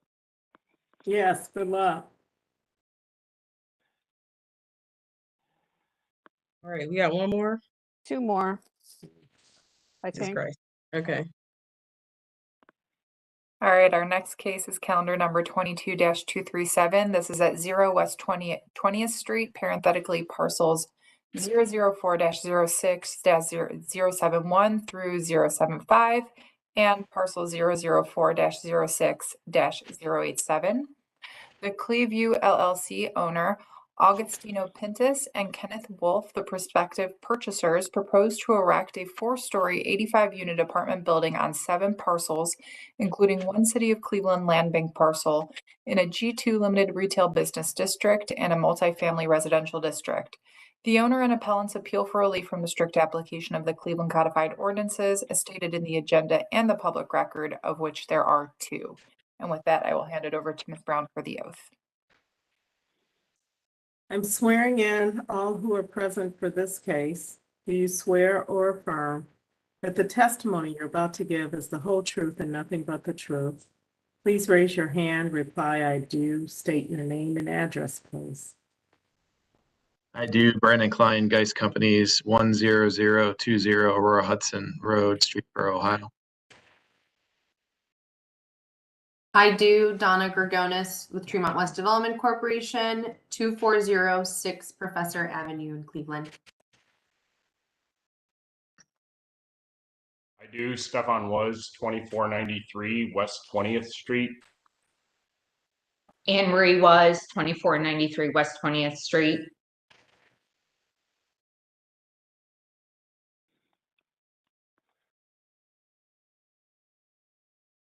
Anyone else? Okay, Madam Chair. Thank you. History of the property, please. Thank you, Madam Chair. This property was originally zoned semi-industry in 1929. In 2019, it was changed to the existing zoning. Madam Chair, we found no records in our Records Administration Office. There are no variances on file, but in the more recent history, we did find that for parcel number 004-06-072, a permit was issued in 2014 to demolish a single-family dwelling. Also for parcel number 004-06-073, a permit was issued to demolish a single-family dwelling in 2016. For parcel number 004-06-074, there were interior exterior alterations to a single-family dwelling on that site. And then for parcel number 004-06-075, a permit was issued to erect a shed on the property in 2013. And that's all that I have. Thank you. Thank you. Legal standard, please. Thank you. Madam Chair, members of the board, appellant is requesting area variances from the front yard setback and rear yard requirements of the zoning code. To obtain the area variances, appellant must prove that denying the request will create a practical difficulty not generally shared by other land or buildings in the same district, will deprive the appellant of substantial property rights, and that granting the variances will not be contrary to the purpose and intent of the zoning code. Please note that section 329.04A may limit the board's ability to grant the requested front yard setback variance. Thank you. Maurice? Madam Chair, I just want to address this one. I did have a red note there on the first opening slide. We did, the staff did get map change 2659 was passed by City Council Committee, and we changed the zoning from multifamily to limited retail, and we also instituted a zero mapped setback for the front yard, so they do not need variance number 1. And I might point out that there actually is no front yard setback requirement in a limited retail district as well, so they do not need variance number 1. Fantastic. Thank you. All right. Who will be the spokesperson for this case? I will. My name is Brandon Klein with Geist Companies. All right, Mr. Klein, go ahead. I'm trying to be brief. Appreciate everyone's time. I know it's lingering here quite some time, but just to give everyone a history of this project was fully approved, final planning through all design review. We worked extremely close with the residents and neighborhood and districts, held multiple block club meetings.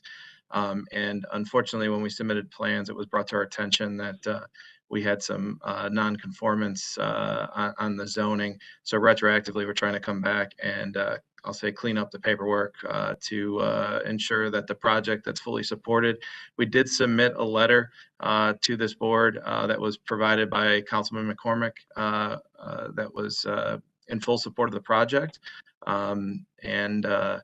I'll quickly kind of just give a summary of the project. The project is about 6 or 7 parcels. All of the single family parcels that are on the front end of the site. If you want to go next slide.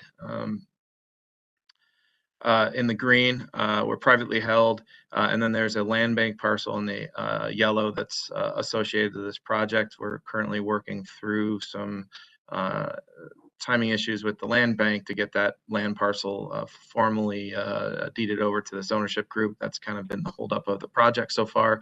It should be hopefully going through here quickly in that regards. Next slide. Just some context images. It's been a construction staging lot for the Trio project that's in the front of it currently. There is one house at the end of Mulkey Court. And then I saw Stefan and his wife on this call, who are the direct adjacent neighbors across the street of Mulkey Court. Next slide. Here's a general site plan of the project. We have some significant topo issues that fall off towards the railroad tracks along West 20th. And is partial the reason why we're kind of hugging what is being described as a rear yard setback, which would be on this bottom left corner of the page. Apologize for the orientation. We have about a 7-foot setback off of that property line, which because we're holding a West 20th address would be dubbed a rear yard. Our argument to that statement, you can see on this plan, technically by the building standards, it's kind of facing at the corner. The main pale peach area of this project faces basically the corner of Mulkey and West 20th, and we feel strongly that while I know it's not how the zoning code reads, but the rear yard is really technically behind the building of this kind of boomerang shaped V-shaped building, and we would be respecting a true setback by coded right if it would be interpreted as that way to the rear of the building with an irregular shaped lot. Instead, because the 7-foot setback to the bottom left of this plan basically push the building a little bit to the left. As I mentioned, the hardship is that there is a significant topo drop off that heads towards the railway, which prevents us from being able to more balance basically the setback along that Norfolk Railway, say, and then this back edge of the property by zoning standards. Next slide. This is just an upper floor, and there's some pictures of the renderings of this development. Again, full design review, full planning approval, full support from staff, and full support from councilmen as well. But again, as I mentioned, the hardship that we're stating is that that 7-foot setback, which should be, I believe, around 20 foot by a rear yard, is a true interpretation of zoning setback because of the West 20th address. But our conversation is that the main frontage of this building is actually both, Mulkey and West 20th with doors on both sides and access on both sides. And really the rear yard is basically behind the building. I will note that part of this project allows for a pedestrian connection along Mulkey Court, and you can see on this site plan. We're continuing a large extension. Mulkey Court was just expanded and the right-of-way was expanded, a part of this, the Trio project above. We're respecting that same Mulkey Court extension provision. Right now, there's a house that dead ends Mulkey Court, but in the future, and not to prevent future development, we've respected allowing to extend Mulkey Court's right away if and when that does happen. We've intentionally not forced the right of way being equal on both sides. We took the extension on our property, on our side, to be able to accommodate that so it does not disrupt the adjacent neighbor's current house or sidewalk on that side. Additionally, there's a public component to this project. There's what we are calling Skyview Terrace on the back end of the parking lot. They'll have some public seating areas, a gas fire pit area, some grills and other components that will be allowed use of both this property and then the public as well. And then we're hopeful through discussions that this is this terrace area is the start to a connection of the green space that's going to be included in the adjacent parcel that's being proposed for development right now that we've been working with. We are associated to that design team, but we've been working with the developers over there as well to make sure that this kind of allows for a full continuous connection to West 20th. So basically, that's a description to the request of the variance. And if anybody or commission members have any questions, I'm sure you'll talk to others here to talk about the project as well, but we'll stand by. All right, thank you. Mr. Was, you want to chime in? Yes, thank you, madam. We're just here on behalf of being stakeholders and directly across the street from the property itself and keeping tabs on what's going on. We've been in contact with Mr. Klein and the developers. We also own the property that's directly adjacent to the Trio development that's happening. And we just want to make sure that as these continuing projects happen with the Knez Builders project that's located on the adjacent parcel to Mr. Geis's property, we've been through the Trio development for the past almost 2 years now, and this entire neighborhood is changing, and we've been living in a construction zone, and with this moving forward, we will be in this construction zone for the foreseeable future, and it's literally taking place right outside of our front door of our business and our home. We have very limited street access here on Mulkey Court, and we're excited about the proposal for it and being maintained not only and having further access, because we had very limited access prior to both safety and city snow removal, garbage, things like that sort. And it really hasn't improved with the construction, with the influx of contractors. So we just want to make sure that with the Geis project, that there is accommodations in place for them to move forward to house these contractors and their equipment and things of the sort. And as you can see, we're kind of landlocked back there behind our business between the Trio development and it's very narrow streets to get the equipment through. But with the new street that has been implemented by the Trio project, it will hopefully give a little better access to this new site. And that we're basically not supporting or objecting to this project. We're just making sure that we're taking care of the 3 houses that are, or there's technically 4 residences that are on this small Mulkey Court. And as this building is erected, it's basically going to block the entire view that we have of downtown right outside of our window here. So, but all in the name of progress for new residents. We will see an influx of close to 500 residents over the course of these next 2 to 3 years. And we just want to, again, stay on top of the project itself as our neighborhood transforms, and we have all of these new residents put in front of us. So thank you for giving us the time, Madam Chair and members. Thank you. Ms. Gregonis. Hi, good afternoon now, members, Madam Chair and members of the board. This project, the view, has been heard and approved by the Lincoln Heights Block Club and the Economic Development Committee for Tremont West, but it did come with the following conditions that were agreed upon regarding the Cleveland or the Community Benefits Agreement.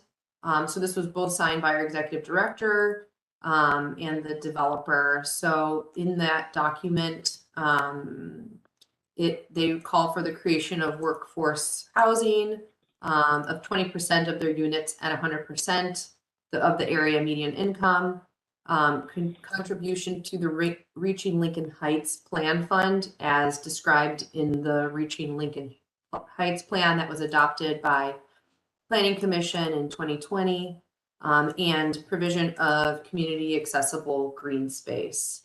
So we did want to make sure that we mentioned that, you know, the approval was given with those conditions. So we look forward to working with the developers and adhering to those benefits and seeing those through. Thank you. Thank you. All right, city planning. Madam Chair, Maurice Rowland, City Planning.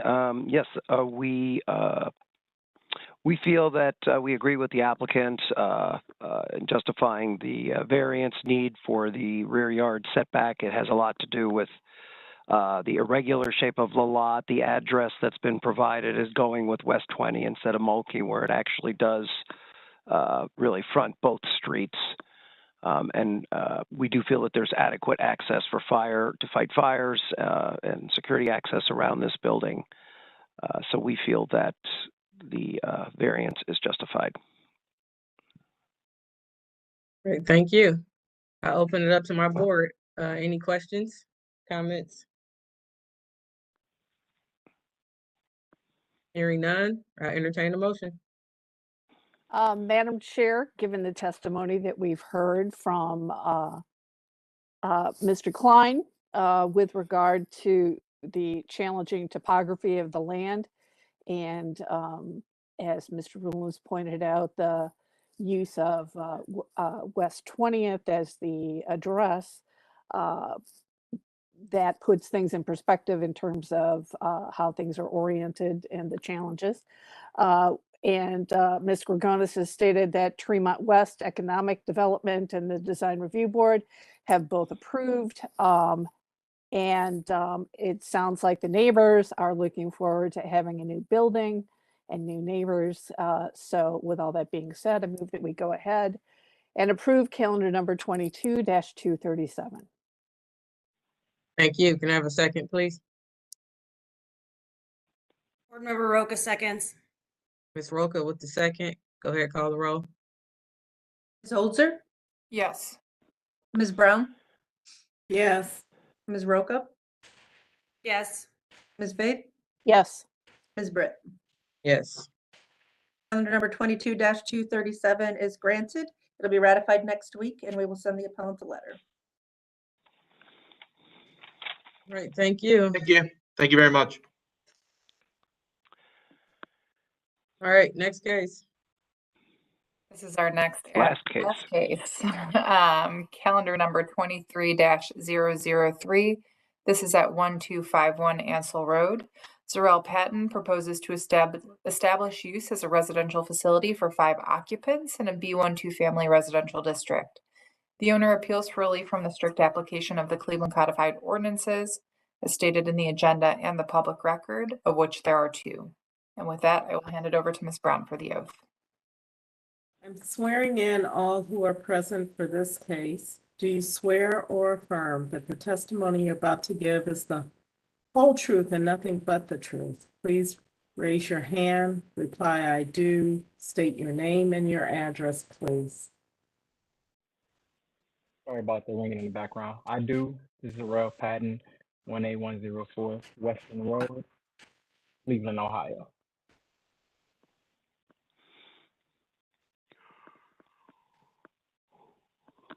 Anyone else here for this case? Okay, Madam Chair. Thank you. History of the property, please. Thank you, Madam Chair. There's been no change in the zoning since 1929. In our Records Administration Office, we found that in 1914, a permit was issued to erect a dwelling. 1916, a permit was issued for a garage addition. And in 1924, a permit was issued to erect a 2-story dwelling / garage. There's one variance on file. Oh, Madam Chair, I'm sorry. There are 2 variances on file. In calendar number 92-59, this board, oh, I'm sorry, that's a violation appeal. I'm sorry, 92-250, a variance was granted to convert to business offices contrary to the parking requirements of the zoning code. There were no conditions on that. And then, Madam Chair, in the more recent history, we find nothing that's irrelevant. Thank you. Thank you. Legal standard, please. Madam Chair, members of the board, appellant is requesting a use variance and an area variance from the minimum distance requirements of the zoning code. To obtain the use variance, appellant must prove that denying the request will result in an unnecessary hardship particular to the property, such that there will be no economically feasible use of the property without the variance, will deprive the appellant of substantial property rights, and that granting the variance will not be contrary to the purpose and intent of the zoning code. Thank you. All right, Mr. Patton, tell us what you'd like to do.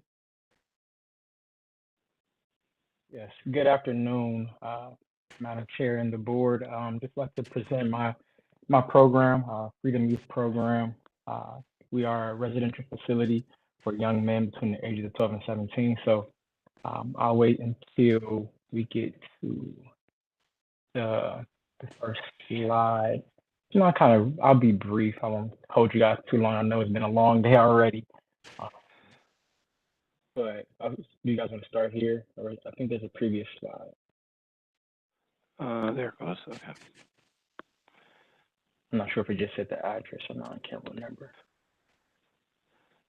Yeah, I think that's where we're starting. Okay. Yeah, that's fine. I think we all know it's 12-1251 Ansel Road. Okay, cool. So this is a previous house that I turned into a facility for young men between the ages of 12 and 17.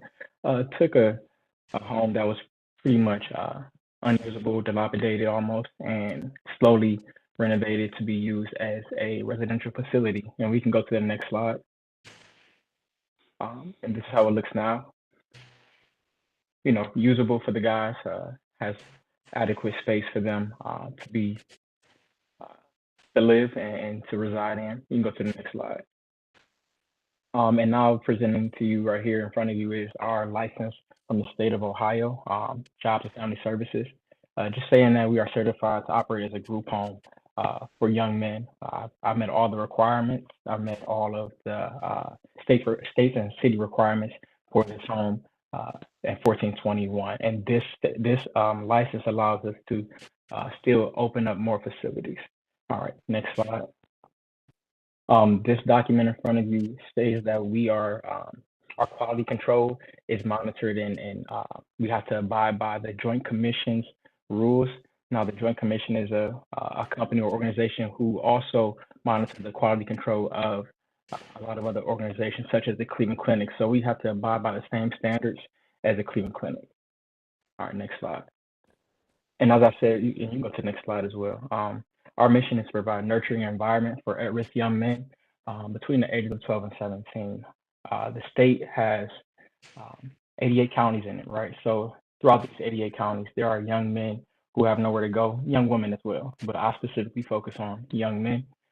Every day I get referrals trying to figure out, okay, can kids come to my facility? Because a lot of counties have witnessed the growth from young men that come to my program. We are unique in an intimate environment. And I say this because we care about quality over quantity. A lot of group homes focus on, a lot of kids running around 10 to 12, maybe 15, versus my program, as stated in the use variance, I only want to do 5 young men, help out 5 young men at a time, because it helps with the quality. We can focus on each individual and their specific needs. And in this slide here in front of you, it was a video attached to it, but I didn't send it. It was just stating, this was back, I think, 2020 when we first opened up, just stating that the county needed somewhere for the guys to go, kids, women, girls and males, they needed somewhere for them to go. They were staying in the office building, right? So I took it upon myself to actually go to the building and offer my services. At the time, I had no kids residing in the home. So when I went there and then we worked up a contract, and now I've been contracted with them for coming up 3 years. You can go to the next slide. Yeah, there we go. And that's just more details about the specific event that took place. Yeah, and now our programs that we offer are academic support post-secondary educational support, career preparation, employment programs, budget and financial management, health education, and mental health services. Now, all of these things are, it may look, ordinary, but a lot of individuals do not receive this help, do not receive the support. And why? Because they don't have parents, they don't have mentors, they don't have people looking out for them and caring for them. So in this picture right here, we actually work with the chef, and the chef came to the home. She comes, I think, maybe 4 or 5 times throughout the year and teach them certain meals, teach them different ways to cook different healthier meals versus going out to get fast food all the time. All right, you can go to the next slide. Just a picture of me and my staff helping out two of the guys. Next one. These are some of the counties that I contract with. Now, since I created this slide, there are a lot more that need my help and our help as a city. So we can go to the next slide. All right. Just a few letters from individuals who I work with, who have helped me build this organization, and who are also as mentors for the guys. This is from a gentleman, Greg, who had a second home. That's what it was called. He was in support of the program. You go to the next one. This was from our therapist, Anna, TRG Counseling Services. So she actually helps with counseling, but she also does a pretty unique technique, which is boxing, right? She teaches them how to box and release stress versus other ways. All right, next slide. And this was a letter from one of the county workers. She's seen a tremendous transition or transformation, for one of the guys that came to my program, who was a pretty tough placement. After staying with us for about maybe 5 months, he went somewhere else, but he started going down, right? His attitude became worse, and his hunger and ambition went away. They tried to figure out what was going on, and he said he just wanted to come back to my facility where he felt safe, he felt like he can grow, he felt motivated to become a real estate agent, to become an entrepreneur. And I think it's, basically because of the people that I put around him, myself and other individuals who are actually caring and want to see them grow. All right, go to the next slide. Just another picture, and then that might be it. I think go to the next slide. Okay, no, just the main thing that we're doing, of course, is helping out a marginalized population, which is young men who have nowhere to go. It's a pretty tough population to deal with, but also we're helping out the city through revitalization, right? Looking at some of the homes that are almost dilapidated and finding a good use, working with the community, such as the Land Bank, right? They have a revitalization program. So we actually have a program where we work with them close and trying to fix up a lot of the homes that are dilapidated, but also just creating meaningful jobs for the city. I mean, through the pandemic, a lot of people just, whatever reason, lost jobs or it didn't work. So just trying to give back in that aspect as well. And a little bit more about the program. There's 24/7 staff there, so the young men will never be there on their own. And what else? Yeah, I think that's pretty much it.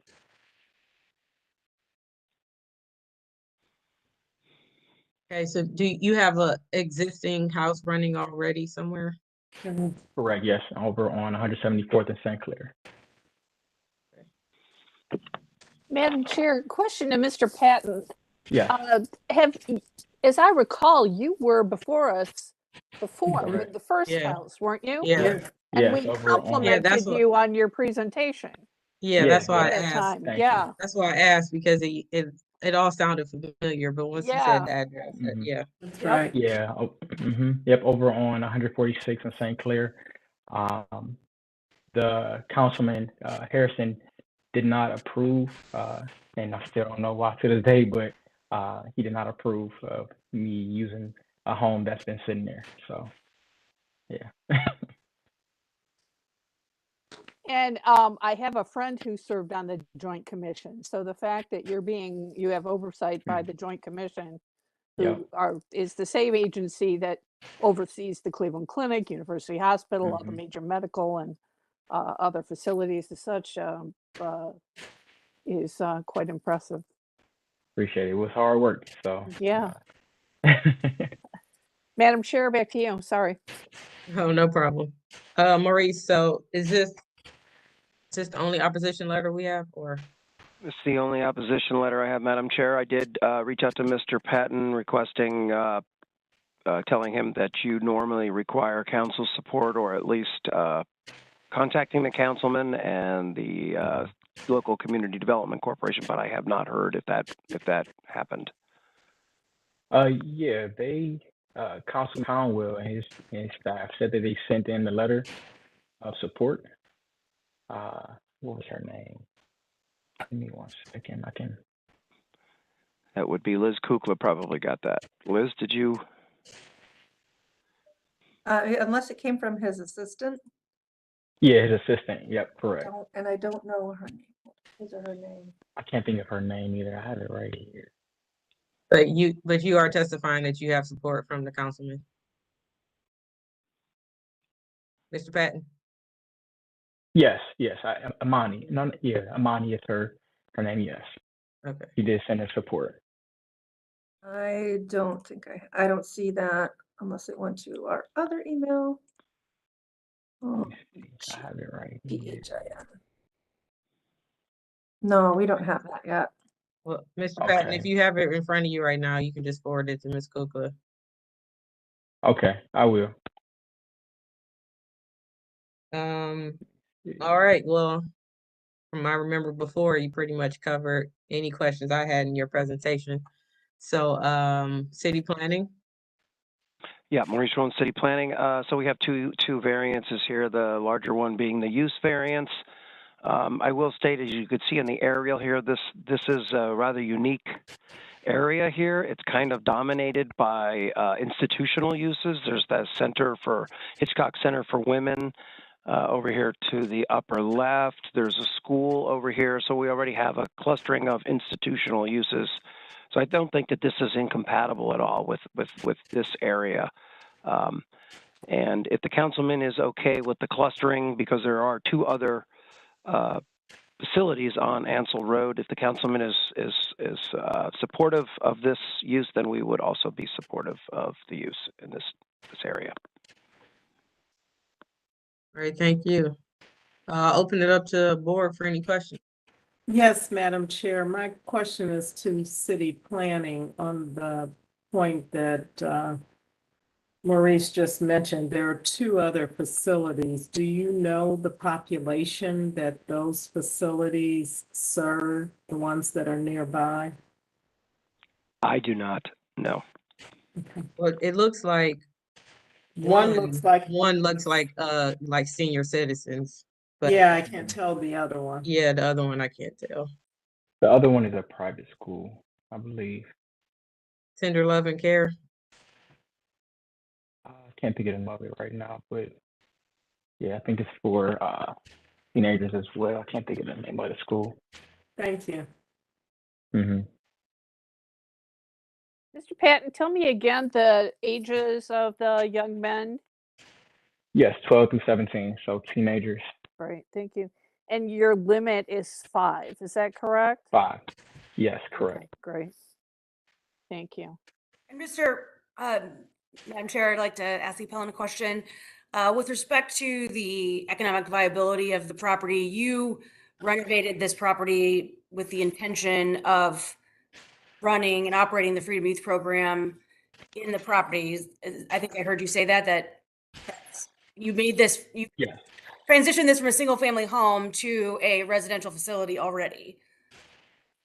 Yes, so it is ready to be used for the facility, for the purpose, yes. Okay, thank you.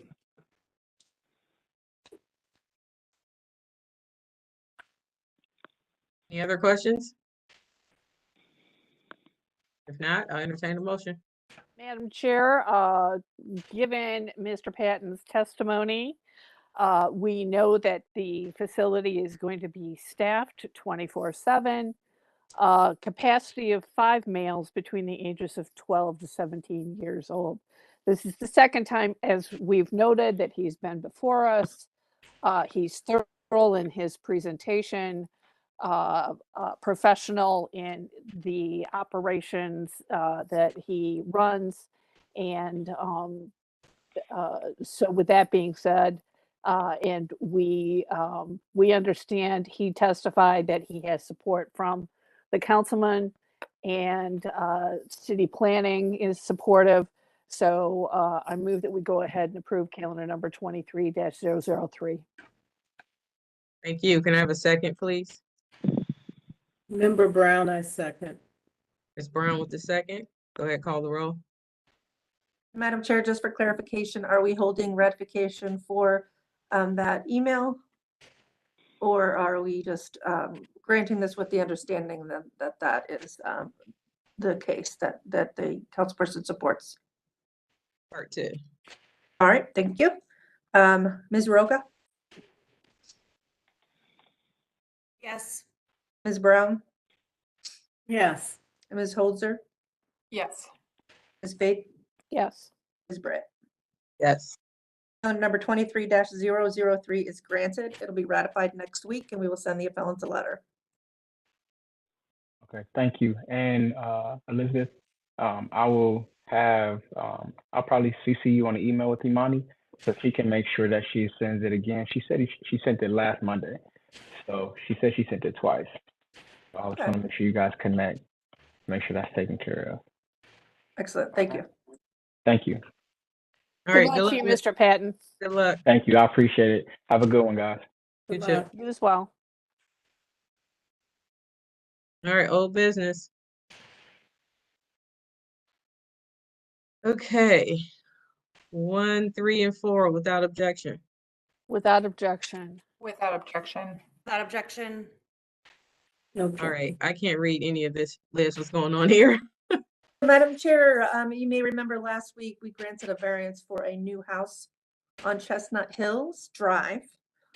There is a neighbor that contacted us after the fact stating that he was not given the opportunity to speak at the hearing. He was present but wasn't able to speak, and he was requesting, I guess, the board's attention. I'm not sure if he's requesting a full rehearing, but if you'd like, I can read this into the record for you. I'm not sure if he's here. We did invite him. I sent him a link. But I'll go ahead and read it. This is from Patrick Paoletta. He's a neighbor. It stated that he attended the WebEx meeting regarding the new home being built next to his home at 2283 Chestnut Hills. He was disappointed that he was never asked to discuss the questions, concerns, or position on the variance before the zoning variance was granted. He is concerned that the footprint of the house is being moved very close to his property line and that there will be no green space, as there was with the former home. He stated that the new proposed structure is being moved from the prior footprint, which provided green space between the properties, to very close to his property line. Considering the size of the lot, this is unnecessary. Mr. Krishna Swamy appears to be building as close to the 10-foot minimum distance from his property line as possible. And it appears that the driveway near the garage is encroaching and does not meet the 10-foot minimum distance. Design also appears to be flawed in the limited amount of space provided to back a vehicle out of a garage, which would bring vehicles dangerously close to his fence. He suggests the building be moved further away from his property line as there is adequate land to do so. This change would benefit both parties in the long run. We'd also like to confirm if portions of the driveway would be less than 10 feet from the property line, and if so, it should not be allowed. He's very concerned about the proposed construction and would welcome the opportunity to have a discussion by phone or in person. And that's, again, Patrick Paoletta.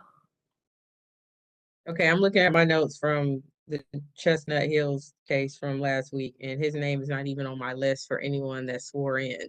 So if he was on this call, he had ample opportunity to even interrupt us and say, hey, I want to say something if he was not called upon. So I do have the Krishna Swamis, Mr. Kaufman, the architect, the councilman, of Rapal Milani, and city planning. Those are who I have that testified and who got sworn in. So I think he had ample opportunity to let us know that he wanted to say something, so. Madam Chair, I also wanted to point out that what the gentleman is referring to here was not covered with one of the variances. The distance to the neighboring property was not at issue. He met the side yard requirements. He also met the distance of 10 feet requirements between main buildings on the lot. So that wasn't a requested variance. All right, thank you. So what is he asking for? He just wanted to let his concerns be known to us, Liz? Yes, I believe so. And I'm, Okay. you know, of course, if the board thinks that this is enough information to bring the case back before you, we of course can do that. Otherwise, we Is he would- requesting that? I don't know. I haven't seen that. But Okay. I do, I'd like to state that I will print out his emails and make them part of the file. Yes, Madam please. Chair, Yes, Ms. Brown. I am not recommending that we, the board, take any further action, but I would like for Liz to share it either with the property owner or his architect so that they know of comments.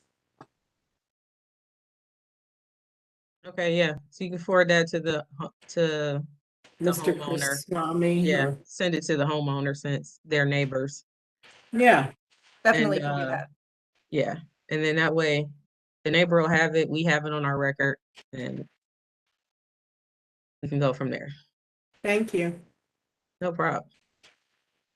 Thank you. I'll do that, Madam Chair. Thank you. You. All right, anything else?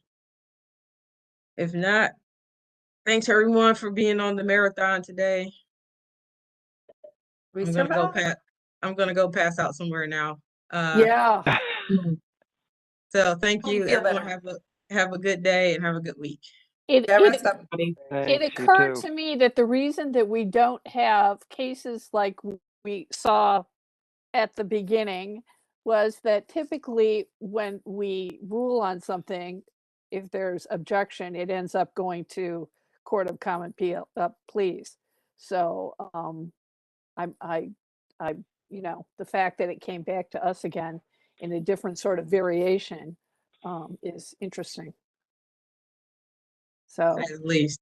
yeah, That's unusual, to yeah. say the least. Yeah. Yes. So. All right, guys. Thanks, All right. everyone. Take care. Okay. Thanks, everyone. Bye. Thanks, everybody. Bye.